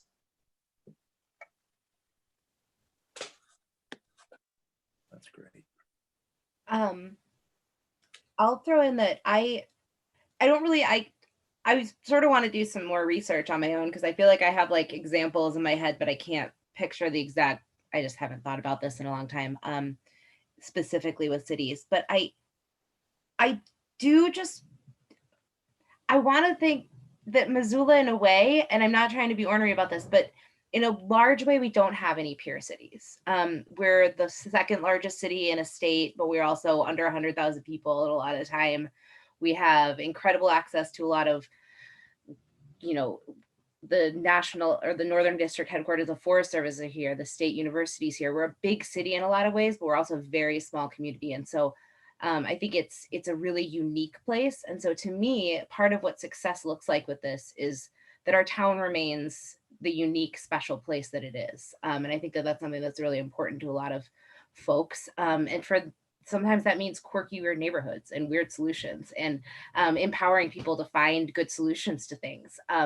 So I think to that extent, that's something that in a way, preserving the fact that Missoula doesn't have peer communities is something that's really important as part of this process. And I I was at a planning board meeting years ago before I was on planning board, and somebody said Missoula is the next Aspen, and it's always stuck in my head that no, it's not. So I'll just throw that out there that that is not our peer community. I don't know why, and others can disagree with me on that, but we're a very robust town. There's a lot of industry here. There's a lot of poverty here. There's a lot of innovation here. We're more than just a bedroom community or a vacation town or a mountain town. And I think that gives our town a lot of strength. It is something that we should preserve within this process. Yeah. And one Colorado community that does come to mind as a potential would be Fort Collins. I wouldn't suggest Boulder, definitely not Aspen, Grand Junction potentially, but I don't think have kind of tackled the affordability issue in the way that I think Missoula wants to. So Fort Collins is one, and just kind of throw that out there for consideration and contemplation as you move forward in the evening. Peter, you had a question or comment? Well, just a quick one. I think what Mary and Stephanie have said underscored something important for me, that we need to find solutions that fit us. And we need to restrict or be able to restrict where density development goes. We cannot have communities like Vince mentioned where it all happens. You know, all the apartment buildings get constructed and the entire flavor of that particular community disappears. So that's where I go with those. I guess I'll stop there.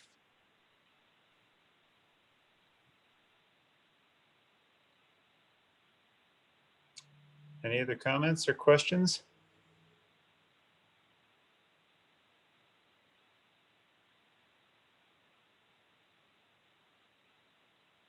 Great. We'll just just say thank you so much for your time. I know this was a pretty kind of high level conversation, but this does really help us as we're moving through this process.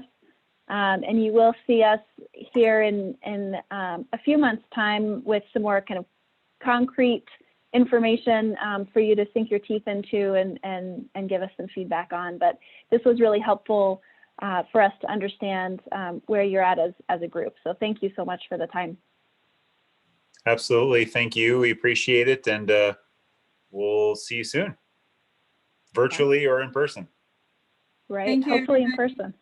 If you have, additional thoughts on places or success, you can email me as well. And we'll keep the process rolling and touch base with you again in a little while. Thanks. Sounds good. Thanks, Lavelle. And thanks, Yep. Mary. Appreciate your input as well. Okay, we move on to our second communication and special presentation. That's the Long Range Transportation Plan update presented by Aaron Wilson from the MPO. Take it away, Aaron, if you are still there and patiently waiting.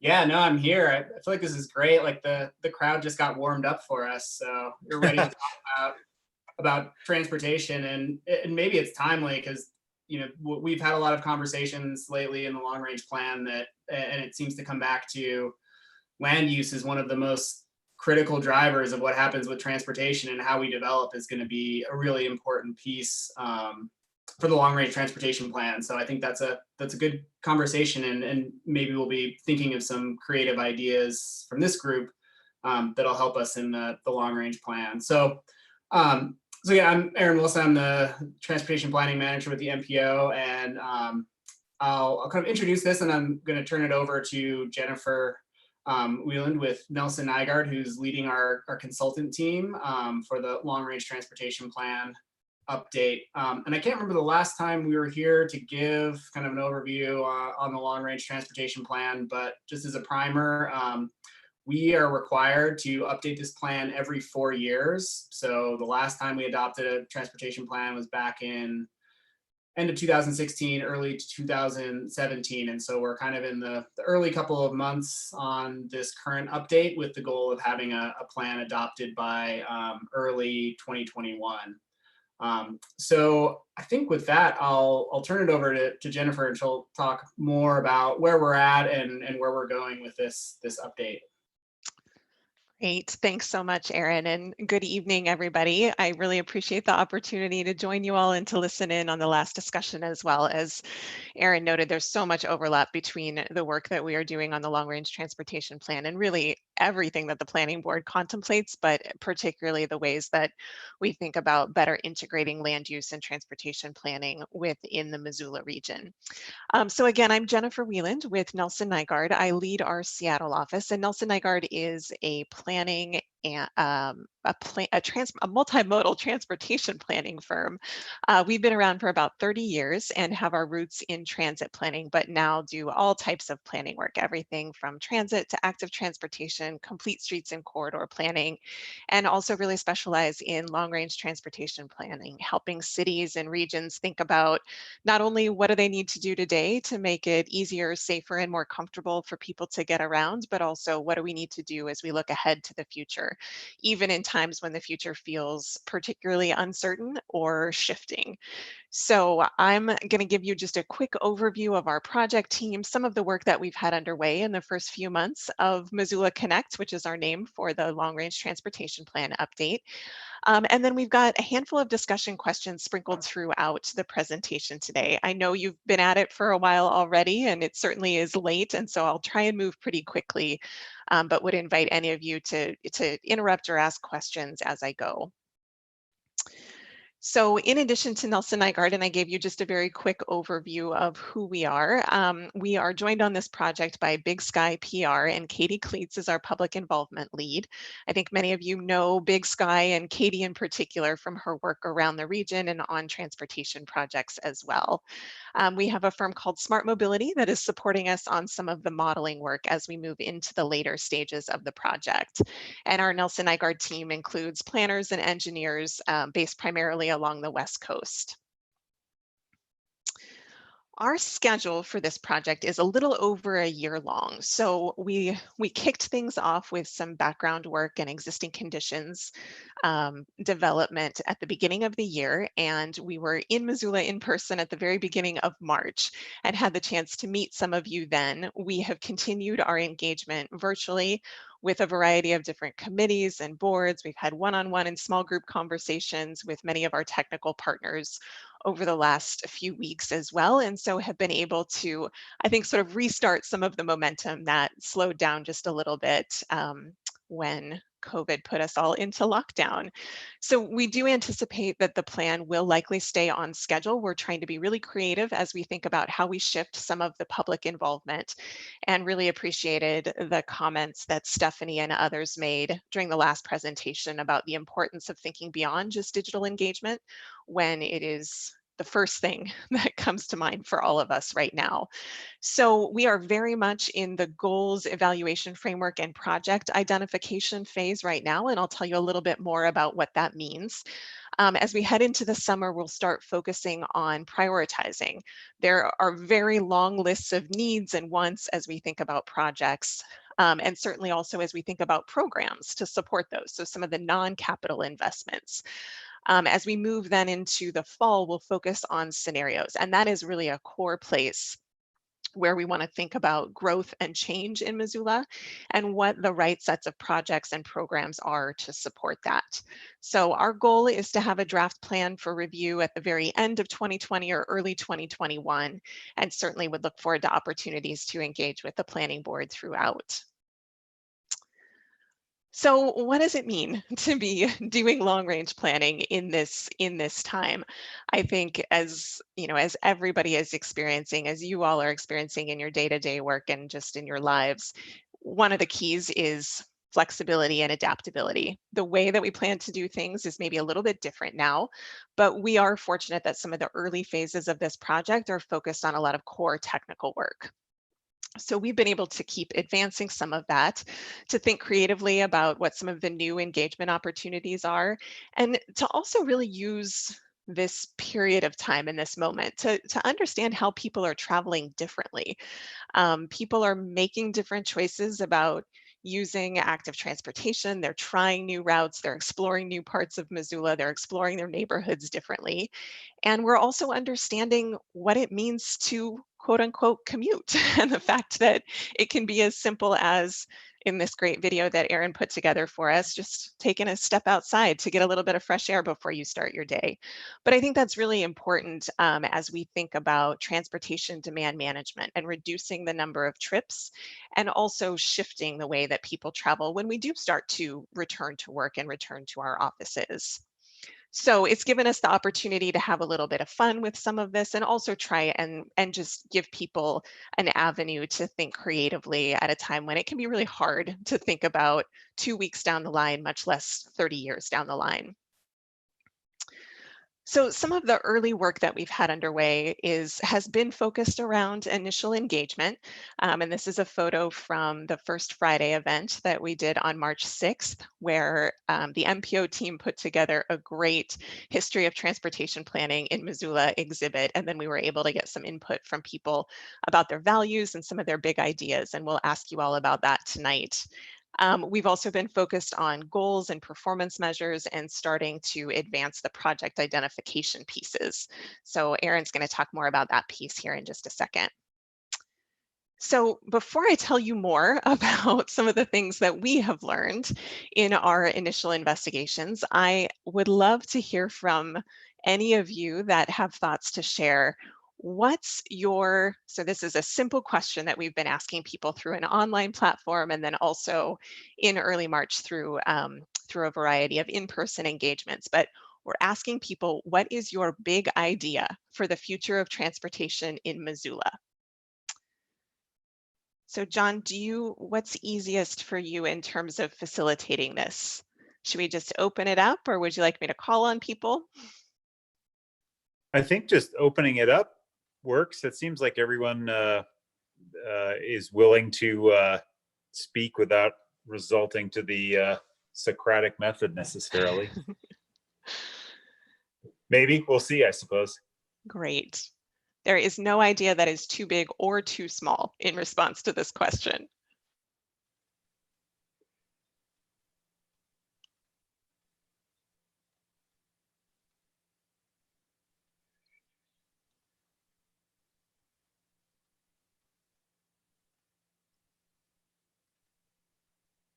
Peter?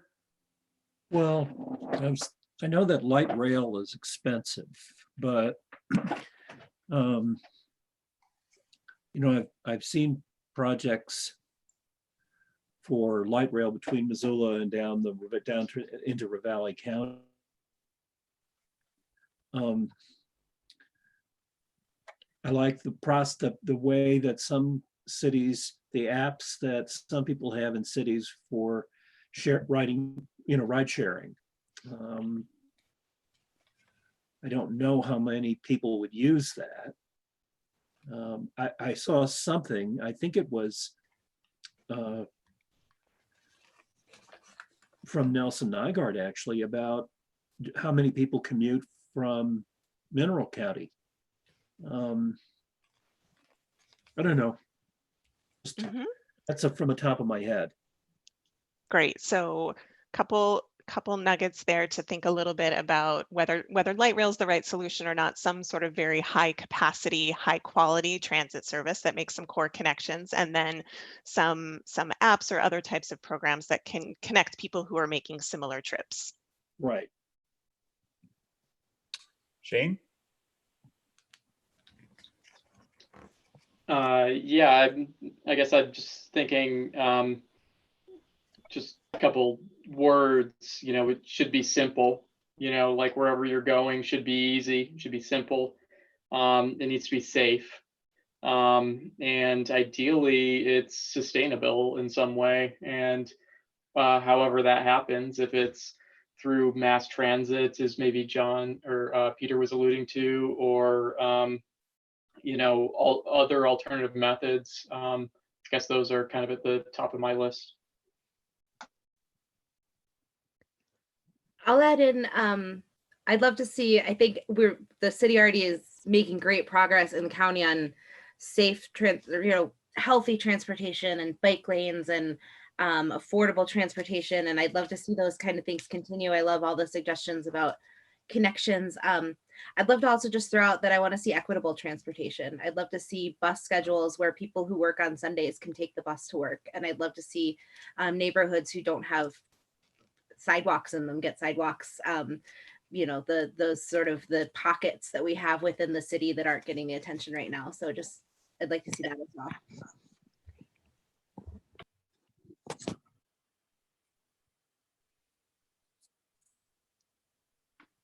Anybody else have a thought at this point? I guess this is Josh, because it applies to me, but the safety issue coming down 93 to the Bitterroot. It's just, you're 6 inches between life and death on 93, double yellow line, and trying to get out on that can be pretty hairy, especially in the winter when there's fog down the valley. So that's one issue, I guess, that is top of mind for me, my family. Another one would be, just trying to get to 90 from 93. You have to go down Reserve, or you have to go through Missoula. That's the only way to do it. Mm-hmm. Okay, great. Yeah, I'd like to see, I think, if people who lived in Missoula and the entire community could have real transportation options, like the way that Stephanie was describing. I think that's a pretty big idea. And I think because, we're always going to have, as a regional center, people coming from the Bitterroot or from other places for work or to go to Costco or whatever. But, the focus on local trips, having real options for everyone in the community. That's what I'd like to see. Great.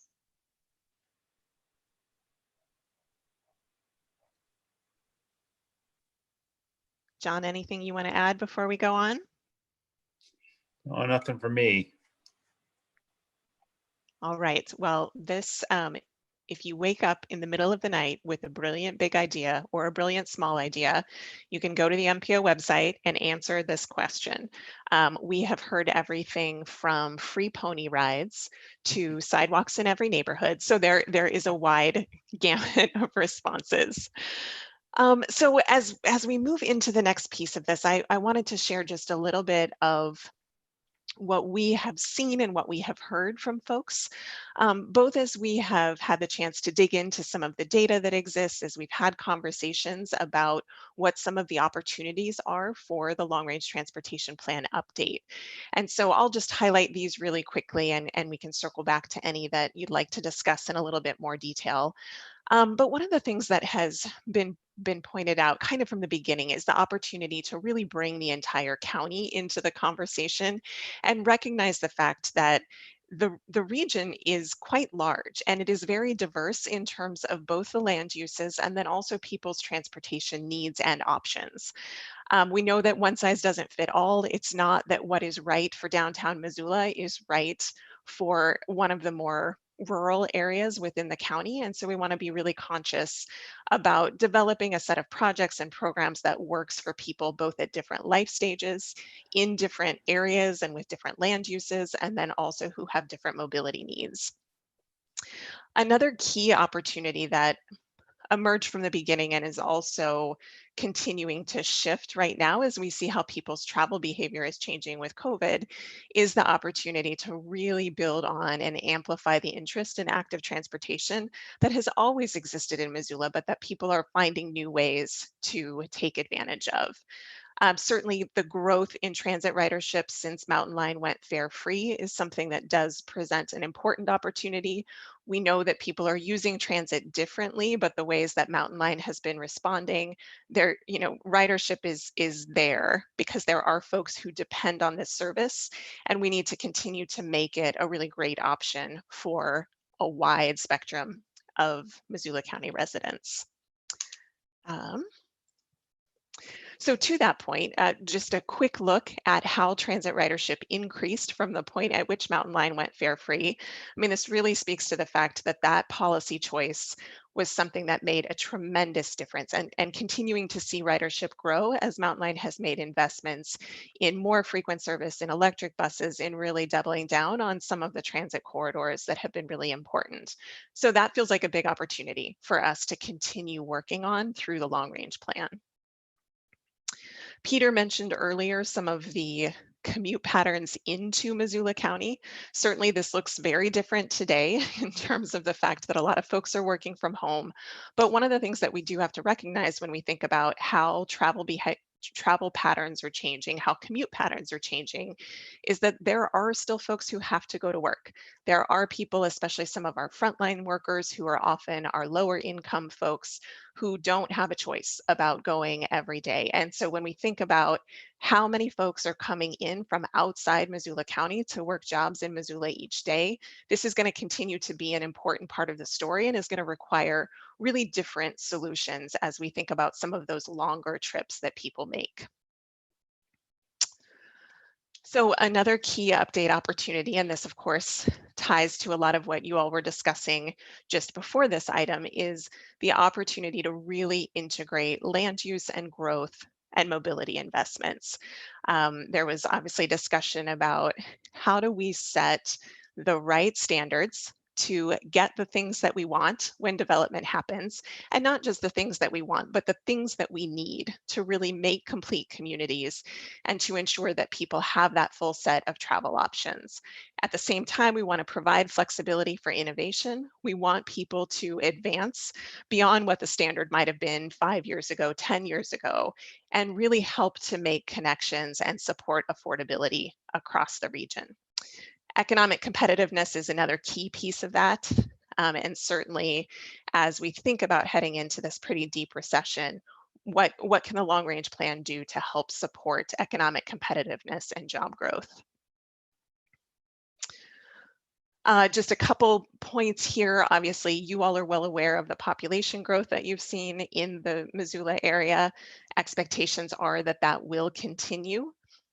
So that's an important piece of what we want to factor in. And then in terms of the economic components of this, really thinking about the fact that with business information and financial services, those types of jobs offer different opportunities for how people think about traveling, what we might be able to do in terms of shifting people's commute patterns versus, jobs like retail trade and leisure hospitality that are going to have different requirements.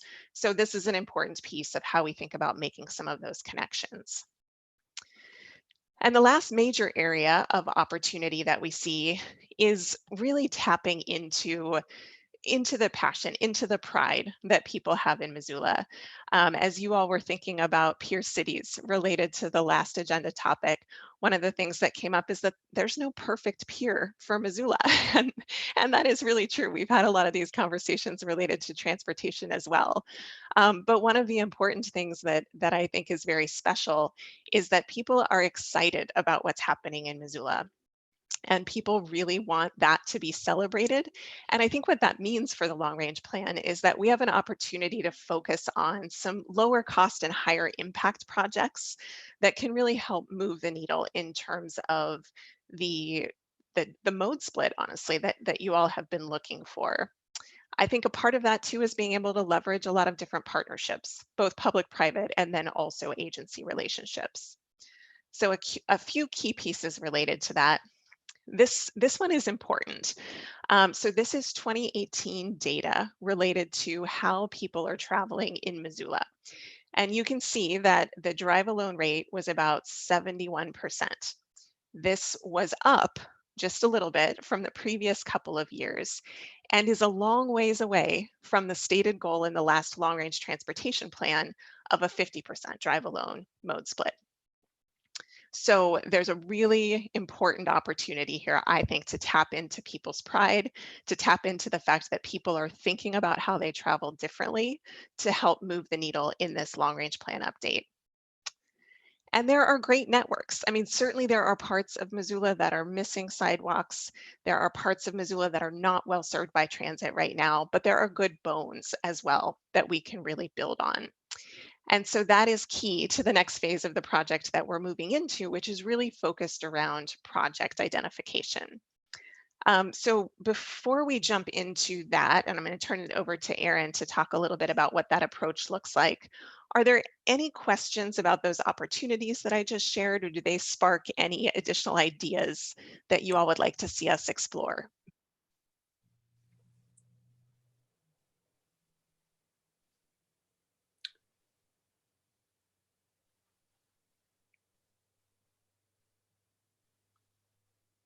Okay, well, we'll keep going for now. Erin, do you want to talk a little bit about how we build on those bones and create a project list? Yeah, thanks. So, so kind of the core of all of our long range transportation plans are the lists of projects that we're projecting that we're able to or interested in funding with the available revenue that we'll have over to the next 30 years. And so in the last plan, we had a list of projects. We went through a similar kind of prioritization process, and we really broke the projects down into a number of different categories. And then within those categories, there was the prioritization of which projects were we going to fund. So when you look at those project lists in the current plan, we have what we call committed projects. Those are essentially within the first 5 years of the plan already have identified funding. They might already be going into construction. It's really the projects that we're, as the name suggests, we're committed to doing in the near term. Then there's also, we have a projected revenue in these plans over the next 30 years. And we're looking at what projects can we get funded with that amount of money. And so that becomes our recommended project lists, what we consider to be the highest priority projects that we need to fund with that available funding. And then the last piece that we have in these lists are what we call illustrative projects. And those are, I hate to call it the wish list because they're more needs than they are wishes, but it's the projects that we don't have funding for, but we still think are really important and would be necessary for a complete transportation network. And the thing that makes them illustrative is that we don't have an identified funding source for it. But what we can do is be opportunistic and look for grant opportunities or those creative public-private partnerships. And a lot of times those illustrative projects end up becoming committed or completed projects in the next plan update because we had them in the plan, we were thinking about it, and when the opportunity came up, we were able to be opportunistic and get funding to put those into place. So a good example is the build project for the collector network in the Mullen area. That was not a funded project, or not all of it. Elements of it may have been funded, but not all of it. And we were able to get a build grant, and now we're out there. Within the next year, we're going to start construction on some of those roads. So that's a good example of how projects can, why it's important to have more than just the projects you think you can afford within the plan. So that's where we're at. We've made a lot of progress over the last 4 years. Surprisingly, you wouldn't think a lot would get done in the transportation world considering the cost, but we have done a significant amount of investment in Missoula in the order of hundreds of millions of dollars. So now we're at a point where for this plan update, we can look at what do we have in our list that we haven't done yet, and what are some opportunities to refine that list and think about what we're missing, what has changed in the last 4 years. So some of these projects we may want to think about them a little bit differently based on new development patterns or things that are happening because of COVID or changes. And so part of the update that we're going into, as Jennifer alluded to in the next couple of months, is updating that project list and making sure that we have the right list of projects as we go into the evaluation and prioritization process. So we want to have some input into that. We don't want it to just be us sitting in a room thinking about the transportation projects we have. We also want it to be maybe a simplified and more accessible process than what we've done in the past. So thinking about doing a call for projects that is really open and people feel like they can put their best ideas forward without a lot of I guess red tape. In the past, we've had some really extensive project nomination forms that had a lot of different questions, required agency sponsors. And so it really limited the ability for the public to recommend new projects to bring into the plan. And so we're going to take an approach that is simplified and we can put online. We're not going to require sponsors. We just want to get the ideas from the community of what are our transportation needs and what are the projects that we can focus on in this plan, knowing that we can work on culling that project list down. Some of those recommendations may just not be feasible. Obviously, we're not going to have funding for all of it, but we're getting all the ideas on the table so that we have a good place to start. And then from there, we're planning to hold some workshops with some of our committees, our technical and citizen advisory committees, to further refine those lists, get the good ideas on the table, and gather all that input through June, and then have kind of a final list that we could bring to our decision-making bodies, the Transportation Technical Advisory Committee and the Transportation Policy Coordinating Committee in July. So what that does is it sets us up for having a complete project list as we go into the evaluation and prioritization phase. So we're thinking about all of the options at that point. Great. Thanks, Aaron. So we're going to have this massive list that you all and everyone else around the region is going to help us create. And then the next challenge is really, how do we start to narrow that down? And not just narrow it down in terms of pulling things on or pulling things off or keeping things on, but really prioritizing those projects that are going to do the most to advance us toward the goals that we set for the long range plan. And so this decision-making framework, and we're going to get a little bit of input from you on the values phase of this, is one of the key pieces of work as we move into the next phase of the project. We've set up this process so that we are leading with values, believing that if we start with what matters most to the community and articulate that through goals and use that to shape our decisions, they will be decisions that stick, and they will be decisions that the elected officials, that the community can look back on and say, yep, that was the right project to move forward because it advanced our goals, it met our values. So that's the approach that we are taking here. And I won't talk you through every step of this, but I will just say that starting with values means that we get to some of the targets a little bit later. So when we think about, we want drive alone rates to go up or down by this percentage point, that is something that we will shape a little bit later in the process, but we do want to focus on the values and the outcomes that we hope to see first.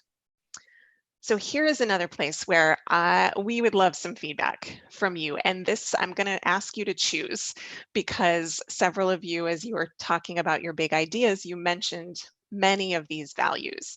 I heard safety, I heard equity, convenience, sustainability.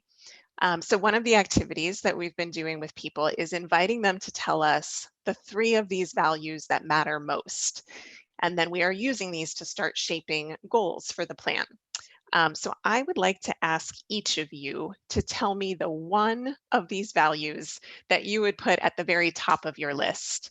And I know it's hard to choose, but give me your top value here, please. I think my top value is safety.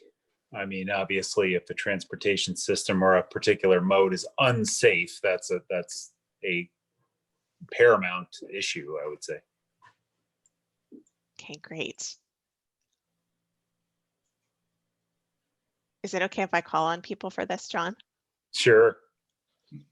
Be Joshua, warned, sorry. Go ahead, Joshua. I agree with John. Safety is top of mind. Okay, great. Shane, how about you? Having trouble. You know, I guess I'm going to go for equity and health, just to be a little different, but also I think it covers safety and makes it available to everybody. Great. Vince? It's a really tough one, but I think I'll go with safety. You know, it seems kind of mundane, but I think to actually focus transportation decisions on safety in a real way would actually lead to some really profound outcomes. Okay, great. In some ways, it sort of strikes me. I'm sorry to interrupt No, you, but please go ahead. It strikes me that safety should be. I mean, that's not really like an option, right? It's like, I mean, we can aspire to greater and absolutely should aspire to, you know, greater equity and health, sustainability, accessibility, all of those things. But safety is just not sort of a hopefully we get there sort of situation. It kind of has to be that way. And then from there, yeah, let's keep it safe, but then, you know, accomplish a number of these other values too. I appreciate that perspective, John. And I think, you know, anybody who designs streets and sidewalks or transit facilities would tell you that we don't set out to design something that's unsafe. But I think if you look at the history of transportation planning and design, you might have a different argument to make. And you know, Sure. Standards change, and the way that we prioritize movement and the way that we prioritize different types of vehicles lead to different outcomes. I think what is most critical about safety in terms of really prioritizing it is recognizing that if we are going to save lives, if we are going to prevent serious injuries and fatalities, it means making different choices, and it means trading off in ways that we as a transportation industry haven't always done, and even you in Missoula have not always done. And so I think it is really important to hear that articulated. But I would agree, like we shouldn't be designing things that are unsafe, and we do really need to prioritize saving lives. I would just add that it seems Yeah, into John's comment. I mean, it's traffic engineering and planning certainly value safety over as a really high goal, but on the whole, as Jennifer said, I mean, we don't prioritize it completely. We always have to make decisions. We make decisions that we know are not paramount to safety. So, I mean, for example, speed limits, right? We know that if you reduce a speed limit from 30 miles an hour to 25, 20, or 15, you could dramatically reduce the chance that someone would die if they were hit by a car on a road like East Broadway, for example. But we don't necessarily do that. So as a society, we put up with on the order of 30 to 40,000 deaths per year in our transportation system, not because we don't know, because we don't know how to improve the safety of the system, but because we've decided that people actually want to get to where they're going in a reasonable amount of time, for example, and other decisions along the way. And it comes up locally, like on a place like the Broadway road diet. So between Orange Street and Russell Street, you know, there's after a series of pedestrian deaths years ago on that corridor, the number of lanes was reduced and there was a median put in the middle. And, you know, even at Mountain Line, we hear from our operators all the time that, oh, hey, you know, this road diet is, you know, we should really turn that back. Traffic backs up so far. And it's been a number of years since people have died on that section, but, you know, there's still a push from sections of the community to revert to a different design choice. So, yeah, I think safety, it's actually a really radical thing to place it above all other values. Thanks for that, Vince. Sean, how about you?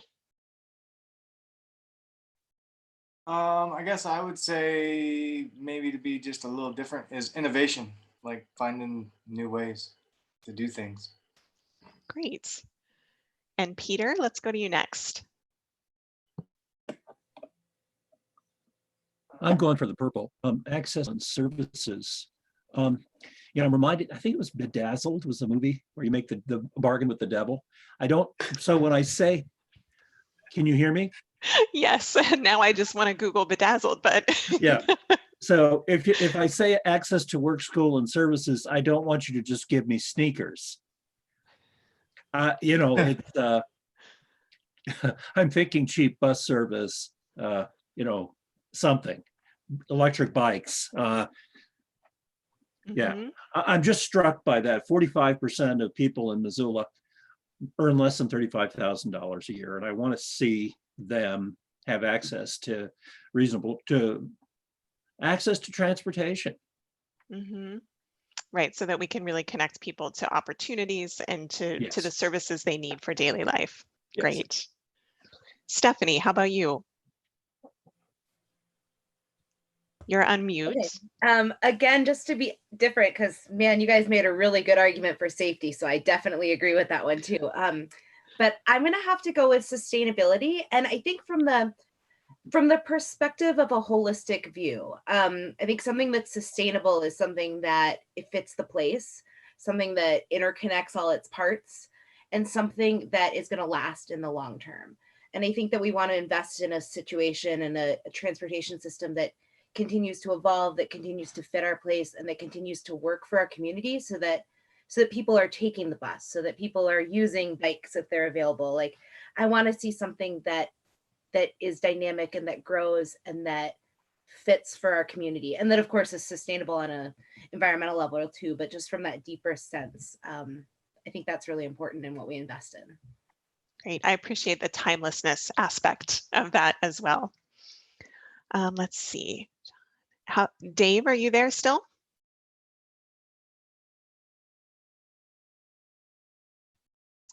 Maybe not. Who else? Who have I missed here, John? Karen? Well, I actually put my arms up in the air and cheered on Stephanie right there, because I had the same response. What broad perspective of sustainability, where you're thinking about fiscal sustainability, you're thinking about health and equity, the environment, safety. That kind of broad view of sustainability seems, and that means innovation, and it means access, and it means affordability. Like, all those things kind of fit together for me. Great, thank you.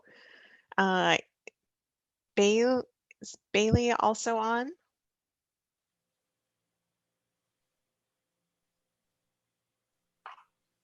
Maybe not. Okay. Anybody else have anything to add on this front before we move on for now?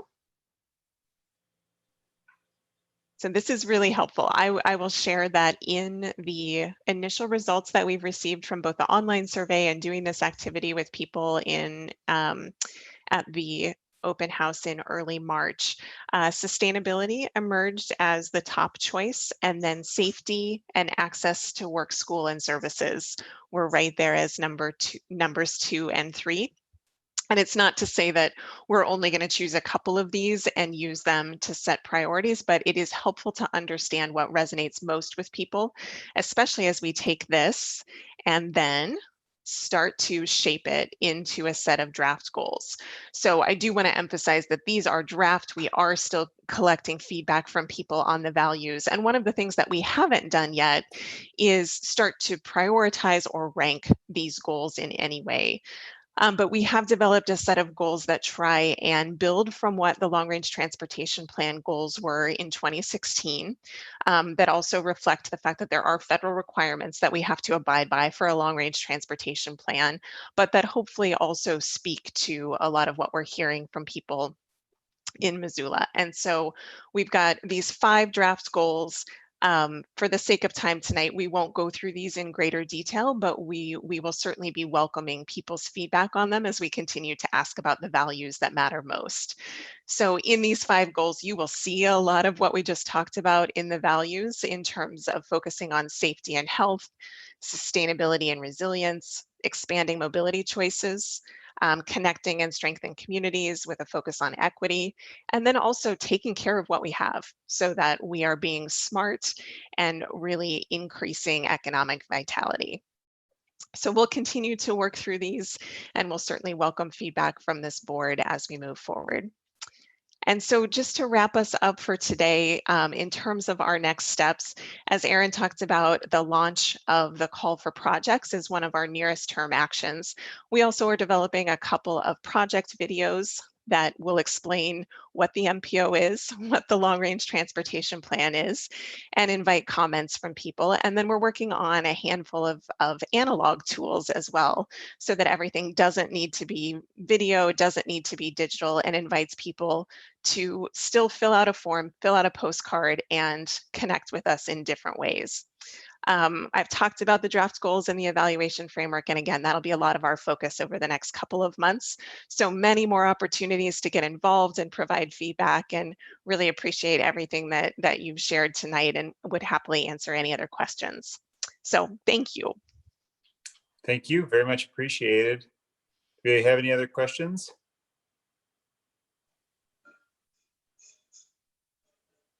I have a question.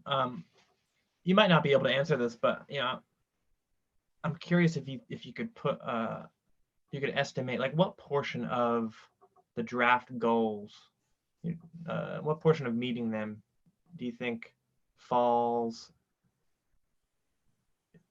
is dependent on land use and like where people live in relation to where they work and the distances between those two and where they shop and what the transportation options. Because that's what we really consider here at the planning board, is those sorts of things. So I could tell you 100% and just tell you that the planning board is the most important board that there is. That would be one way to answer that question. But seriously, I think that it is impossible to separate land use and transportation, and it's part of the reason why when we had the opportunity to chat with you all tonight, we wanted to make sure that we did it at this point. You cannot have a sustainable transportation plan. You can't have a connected transportation plan without factoring in land use.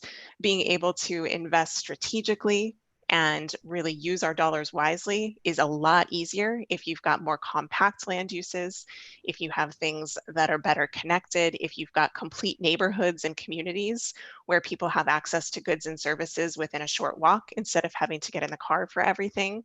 And then certainly when we think about safety and promoting health, providing those opportunities for people to walk, to bike, to take transit, and really travel in different ways is very reliant on having closer connections, but also that mix of land uses that supports those options for people. So I don't know that I can honestly give you a percentage, but I think they are so interconnected that it is impossible to meet these goals without focusing on the land use side. Yeah, and I think I would only add to that, maybe to even just really simplify and think of transportation as, one of our circulatory systems. If you think of a city like as transportation is, you can think of it like blood system, or the first thing you do when you go to the doctor is you get your blood pressure taken. Does that mean you have an issue with your heart or whatever? Maybe not, but there could be things that are impacting it. And I think transportation works a lot in the same way, where it's a measure of how well we're doing as we're growing as a community. And so things like congestion and cost of our transportation system and all of those other elements that we're working on in this transportation plan are symptoms of how we're growing as a community. And there are ways to do that that are healthy, and there are ways to do that cause a whole lot of problems that then cost a lot of money to fix in the long run. And so hopefully, you know, planning board can be thinking about the decisions you're making and how that impacts the transportation system and the kinds of investments that we're going to have to make in the future to make that system function smoothly. Yeah, I mean, that's really great to hear. You guys put it really well. You know, I bring it up pretty often on the board. I mean, you know, but I'd like to find a way to you know, use the transportation plan, this new update, even more so as a tool to evaluate some of the decisions and projects that come before the planning board. You know, I think I brought it up maybe most strongly when we were considering the land use update to the county that the county brought to us. And, you know, there was no analysis at all of how, you know, delineating where different densities would occur, and a major change to those, you know, planned densities throughout the county would, you know, move us closer towards these important transportation goals or further. So I'd like to see more coordination on the planning end, but then also, you know, be able to point to the long range transportation plan when we see subdivisions or different rezoning changes. And I guess as a question, or maybe something to think of, I mean, if there's a way, maybe it's a question. I mean, is it appropriate, do you think, or I guess, is the long range transportation plan adopted as a component of the growth policy for the city? That's the question. Yep, it's adopted as an amendment. Or I can't remember the different growth policy categories, but it is adopted as part of the growth policy. I can't remember if it's an issue plan or how it gets adopted, but it does. Great. Yeah, that's important to know, I think, for myself to be reminded, and for planning board members, that if we see a project we think really doesn't move us in the direction of meeting these goals in the long range transportation plan, you know, it would be grounds to object to it in light of the growth policy. So.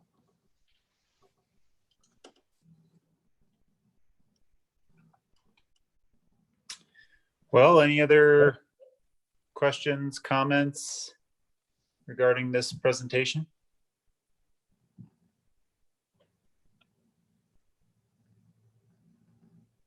I guess I maybe just had one question. To what extent do these improvements start with vehicular transportation, and then, you know, pedestrian improvements also get helped, or like how is that really thought out? You know, I'm just looking at the map, and, you know, I get it. You know, we're highlighting potential project areas, and they all seem to be roads. And I really appreciate a lot of the updates that come as a result of road improvements. But is that really the way that these transportation updates happen, or does it happen vice versa also? It's a really good question, Shane. And Aaron, I'll let you speak to the way that you approached things in the 2016 plan. I will say that as we are starting to launch this call for projects for this plan update, it is really important to us that we are thinking with a complete streets lens through everything. And so if we are talking about a roadway project, it's got the opportunity to do double and triple duty, right? It's not doing things just for people who are driving or for freight vehicles. It presents opportunity for people walking and biking and taking the bus as well.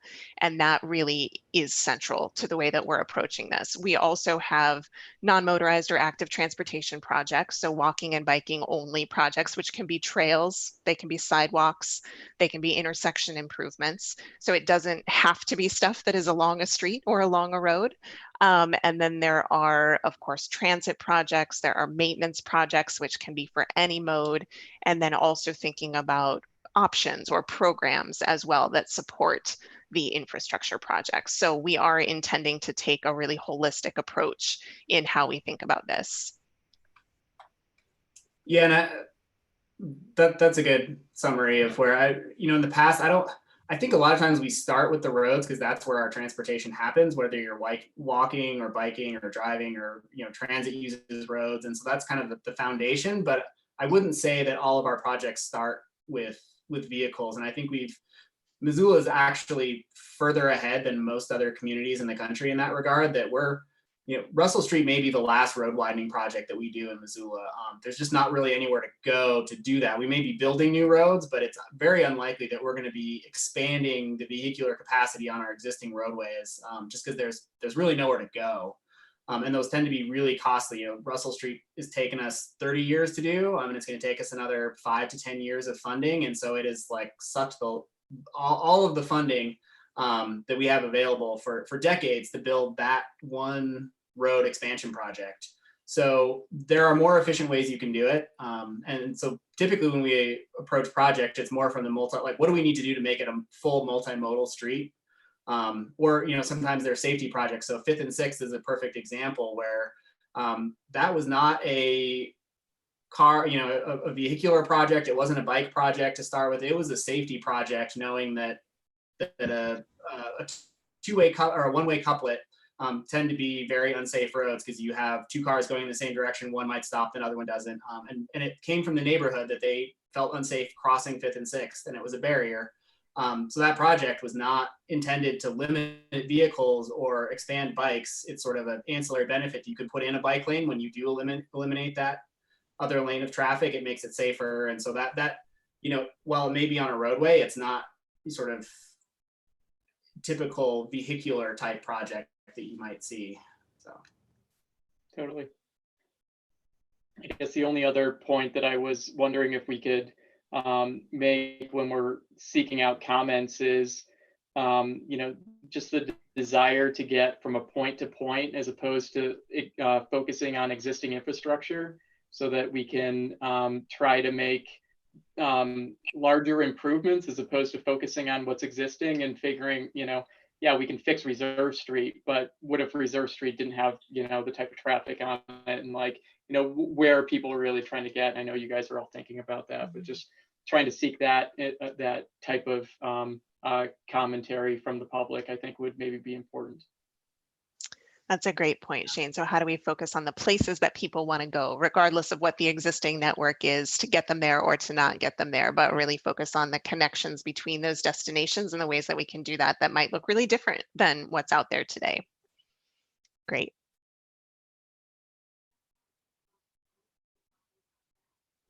Are you guys considering making policy recommendations outside of, the required funding recommendations? Like things like, I think we like requirements of, county subdivisions to build trails, or in the network identified in the plan, or even honestly rezoning density sort of things. Yes, we are. I think one of the big opportunities that the MPO wanted to look at through this update was how we really focus in on the policy and the program pieces beyond just infrastructure. And part of that is recognizing that dollars are always going to be limited in terms of the number of projects that we can build, but it's also then recognizing that you're never going to achieve the mode split goals that have been set in Missoula simply by building infrastructure, simply by building projects. It requires programs to support behavior change. It requires new policies to shape what people do and shape the way that land uses develop. And so that will be an important part of the plan. So certainly ideas along those lines from this body would be very, very helpful and most welcome. Yeah, in a lot of ways, it seems appropriate. The MPO really is a regional body, right? Of which the city of Missoula and the county of Missoula and Mountain Land are all independent agencies underneath it. So it seems appropriate.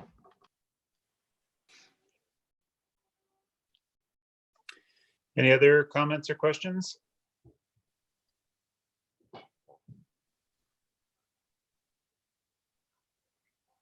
Okay, I will take that as a no. Thank you both for the presentation. We appreciate it, and look forward to hearing from you and working with you more on this as time rolls on. Absolutely. Thanks so much for the time tonight and for your great input. Yeah, thanks Take for having care. us. Absolutely. Okay, move on to the next item on the agenda, committee reports. Do we have any committee reports here? Have committees met?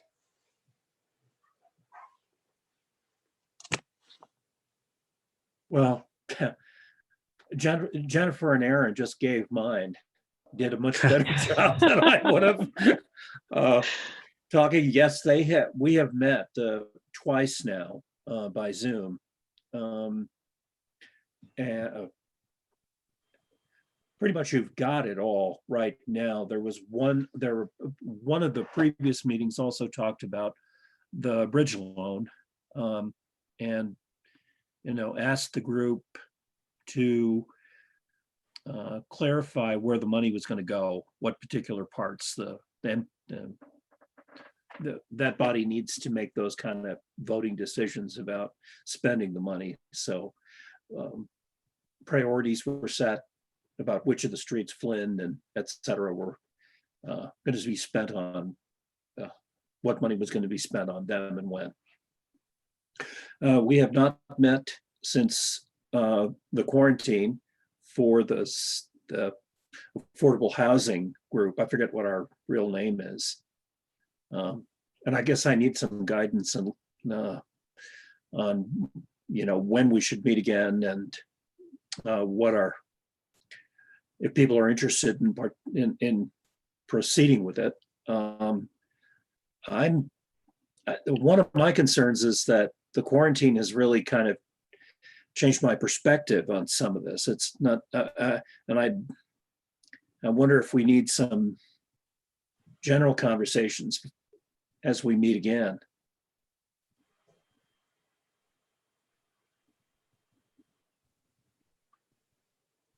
Any other perspectives on that? I have not been a part of that subcommittee, so I can't really speak to the issues that Peter raised, but.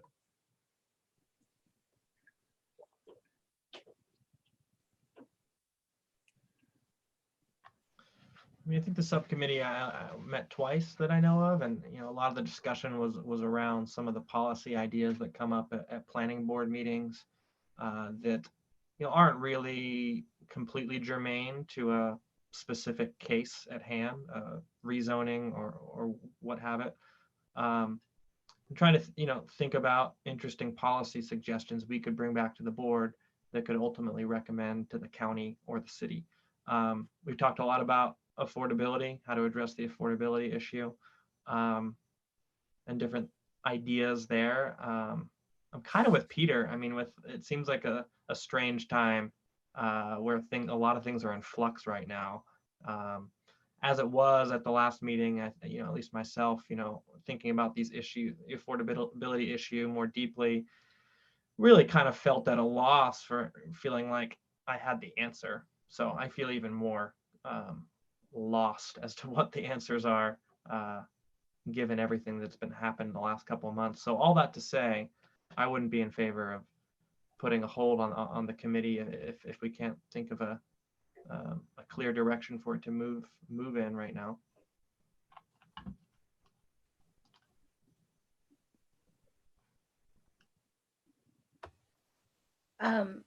This is Stephanie. I haven't been a part of any of those meetings, and I totally respect what those of you who have been a part of it have. Hearing you speak, it makes me think that one thing that's been identified is, what do we do with conversations that aren't really germane to the conversation necessarily? Or I know there's been a couple of things that I have thought of tonight where I'm like, I really want to look into what sister cities there could be, or what sort of peer cities, and have that information. And I don't know, just one thought that's sort of germane to this is that I, as a board member, I'm not really sure, like, can we share those articles with each other? What is the process? Does the public have to be involved in things like that? And it could be nice to know from maybe from staff or something, like what would be a process if we just want to create some kind of other, I don't know, knowledge sharing process that might not have to be a committee, or maybe it does because of the way that government works. I don't know the answer to that, but maybe there's a need there that the committee's not filling, but that we could still fill in some other way. Well, one thing I can say is that I had a conversation with with a person from developmental services, and they were concerned that they didn't know what our agenda was. And I think wondered if we were skating thin on, what isn't our purview. What do you hope to gain by this with this group? Where are you going? Why do you want to be involved in this discussion? So that gave me pause, and especially then with nothing happened, sequestration stuck in my house for 2 months. We got to the point, like Vince was saying, we'd like to go to the full planning board and talk about what our next steps should be. We'd like to talk to the low-income housing group and find out what they're up to.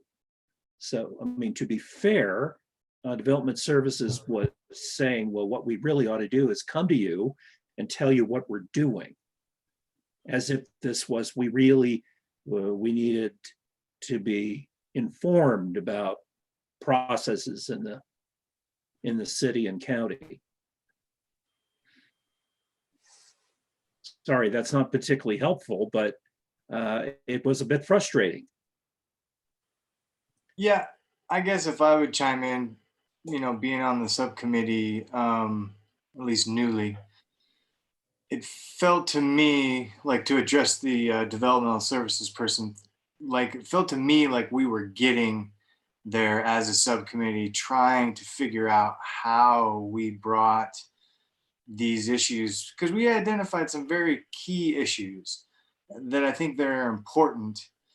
And maybe it is wise for us to put this subcommittee on pause, considering the current circumstances. But, if we come out of this and these key issues being affordability, like access and those things, like those aren't being addressed by the city real well, right? Like we can all see that, like people know it's happening.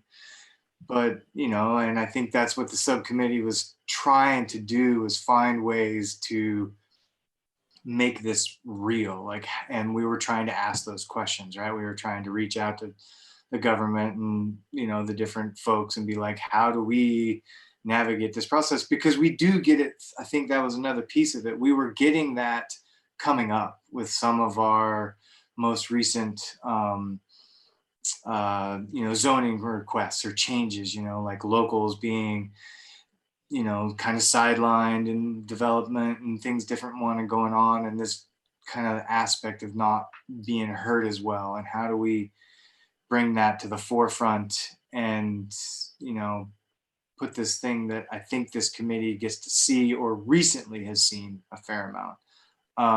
But I really agree with Peter and Vincent that it seems less necessary to meet on this right now, considering, like all the students are gone. Housing is almost like flip-flopped, right? Like there's a lot of housing actually at the moment. I don't know if it's affordable, but there's a lot of housing. So I don't know if that helps any, but. I would say it was really nice to get together and talk about planning issues outside of the context of really constrained discussions we have on specific issues. And it's not to say that I didn't mean to say earlier that the issues that we talk about, larger issues relating to a project, aren't relevant to a discussion. It's just that, at the end of the day, we have to vote up or down on something really specific and often really small. So it was really good. If there was a way to have like a more of an open-ended gathering, like a work session type gathering on some kind of regular basis, quarterly maybe, I'd be in favor of that. I think part of my comment on the subcommittee was just that, like, it seems tough to set a really clear goal that that maintains its relevance over a period of time. The official name of the committee is the Incentives Subcommittee. Can anybody remember what the incentives, where that came from? It's been such a long time. Yeah. I mean, it potentially sounds like what we're trying to do is try to offer policy suggestions back to the city for consideration. And, I don't know what our official title is, but yeah, like you said, Vince, yeah, we get to vote yes or no on specific items, but, there's gray areas that I think we feel like we might be able to clarify with some suggestions. And how does that actually get transmitted and either looked at by the city in some way so that it clarifies when a similar thing comes down the pipeline that we've expressed our desire to have changed it or not, if it was a good thing or a bad thing, I guess. And maybe that is just an open-ended conversation, and the result of it is policy suggestions, I suppose. And I don't know if that's in this board's purview or not.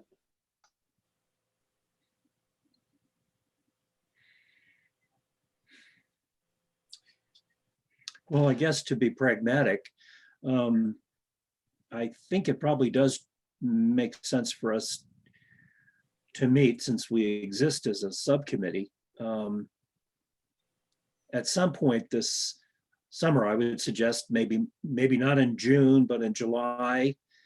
Maybe we could meet as a group. I mean, physically, maybe we can meet then, I don't know. But maybe we should tentatively plan on the 5 o'clock time prior to the meeting in July. Meeting and kind of underscoring those issues that we think we should look at more closely. Does that make sense? I don't know.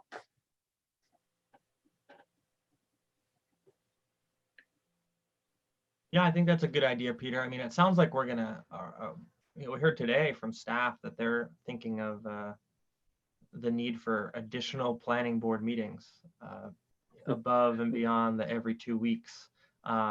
So that for me, that doesn't preclude having also a subcommittee meeting, but it says to me that we're gonna have a lot of stuff that we're considering in the coming months. So it's probably gonna feel more relevant to start meeting again at some point in July. I think that your point, Vince, is really well taken.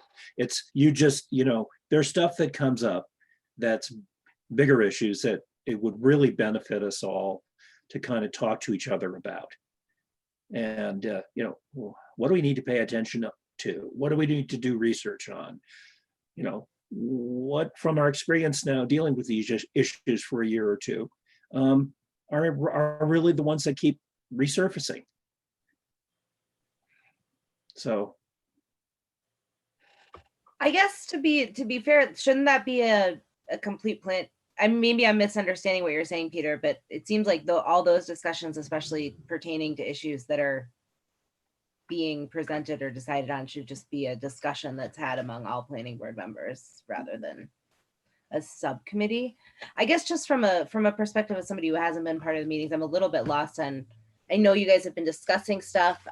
It might be helpful to have like a summary of what it's been, or if I've missed a link to minutes that I can just read or something. But I guess, I don't know. It seems like maybe we should all just be I guess what I'm getting at, and maybe it's not a thing, and maybe what I had brought up is not relevant, but it seems like it would be nice to have an outlet to get deeper into some discussions sometimes, or some deeper into some sharing of knowledge, rather than just what's constrained sometimes at a meeting where you're just like, here's your information, go with it, make a vote. Yeah. And maybe that's what you're saying, like, how do we get into that more? Yeah, I don't know. I think that's that's something that I was just pointing, I was agreeing with Vince that that's the stuff that turns out to be really valuable for me. But I'm happy to share with you the minutes of the last couple of our incentive group and sort of the issues that we brought up and the research that we did on that. I'll shoot them over to you. Yeah, I'd love to take a look. Thank you. But I'm happy to go any which way. I think we started something important. I think we all enjoyed having the conversations. And I think the question is, what do we do with it? And if we didn't before, I mean, if it wasn't a committee of the whole, by that I mean that, you know, all planning board members were invited. I think we should probably do that moving forward, just so no one feels left out. Yeah. I mean, I think we were kind of constrained, at least at a certain level, by the public participation guidelines. I mean, I don't think it was anyone's intention to have a committee and public notice and all these requirements and an agenda published beforehand and posted, but we were required to do all that. So. Yeah, the benefit of having the subcommittee is that I, as the secretary, could write up notes afterward and share them with the full board and have them available for anybody in the public who's interested, but that we weren't constrained any further by public, you know, telling folks how many weeks ahead that we're going to meet. Are there rules around having a quorum in a subcommittee meeting like that? I don't believe so. I could be wrong, but I don't believe so. I don't believe so either, because you're not actually voting on anything. Yeah. It's essentially a discussion group, but because we are what we are, the discussion group needs to be more formalized than your average group of people who might just want to get together to talk about a particular issue over at Charlie's or something. Mm-hmm. No, I mean, Donna might step in, but I mean, or have more, but I think because, you know, we had a quorum of planning board members, or if we did, you know, that was what triggered the requirements for public notice and all this. And, you know, initially we were going to meet at a brewery, and whatever laws preclude that from occurring, an official meeting of business occurring at a brewery, that came into play. So, yeah, I think these, I think these rules do actually apply, but it's not a huge deal. I mean, no one's gonna. I mean, if someone wanted to show up from the public and join us, I guess they'd be allowed to, and welcome.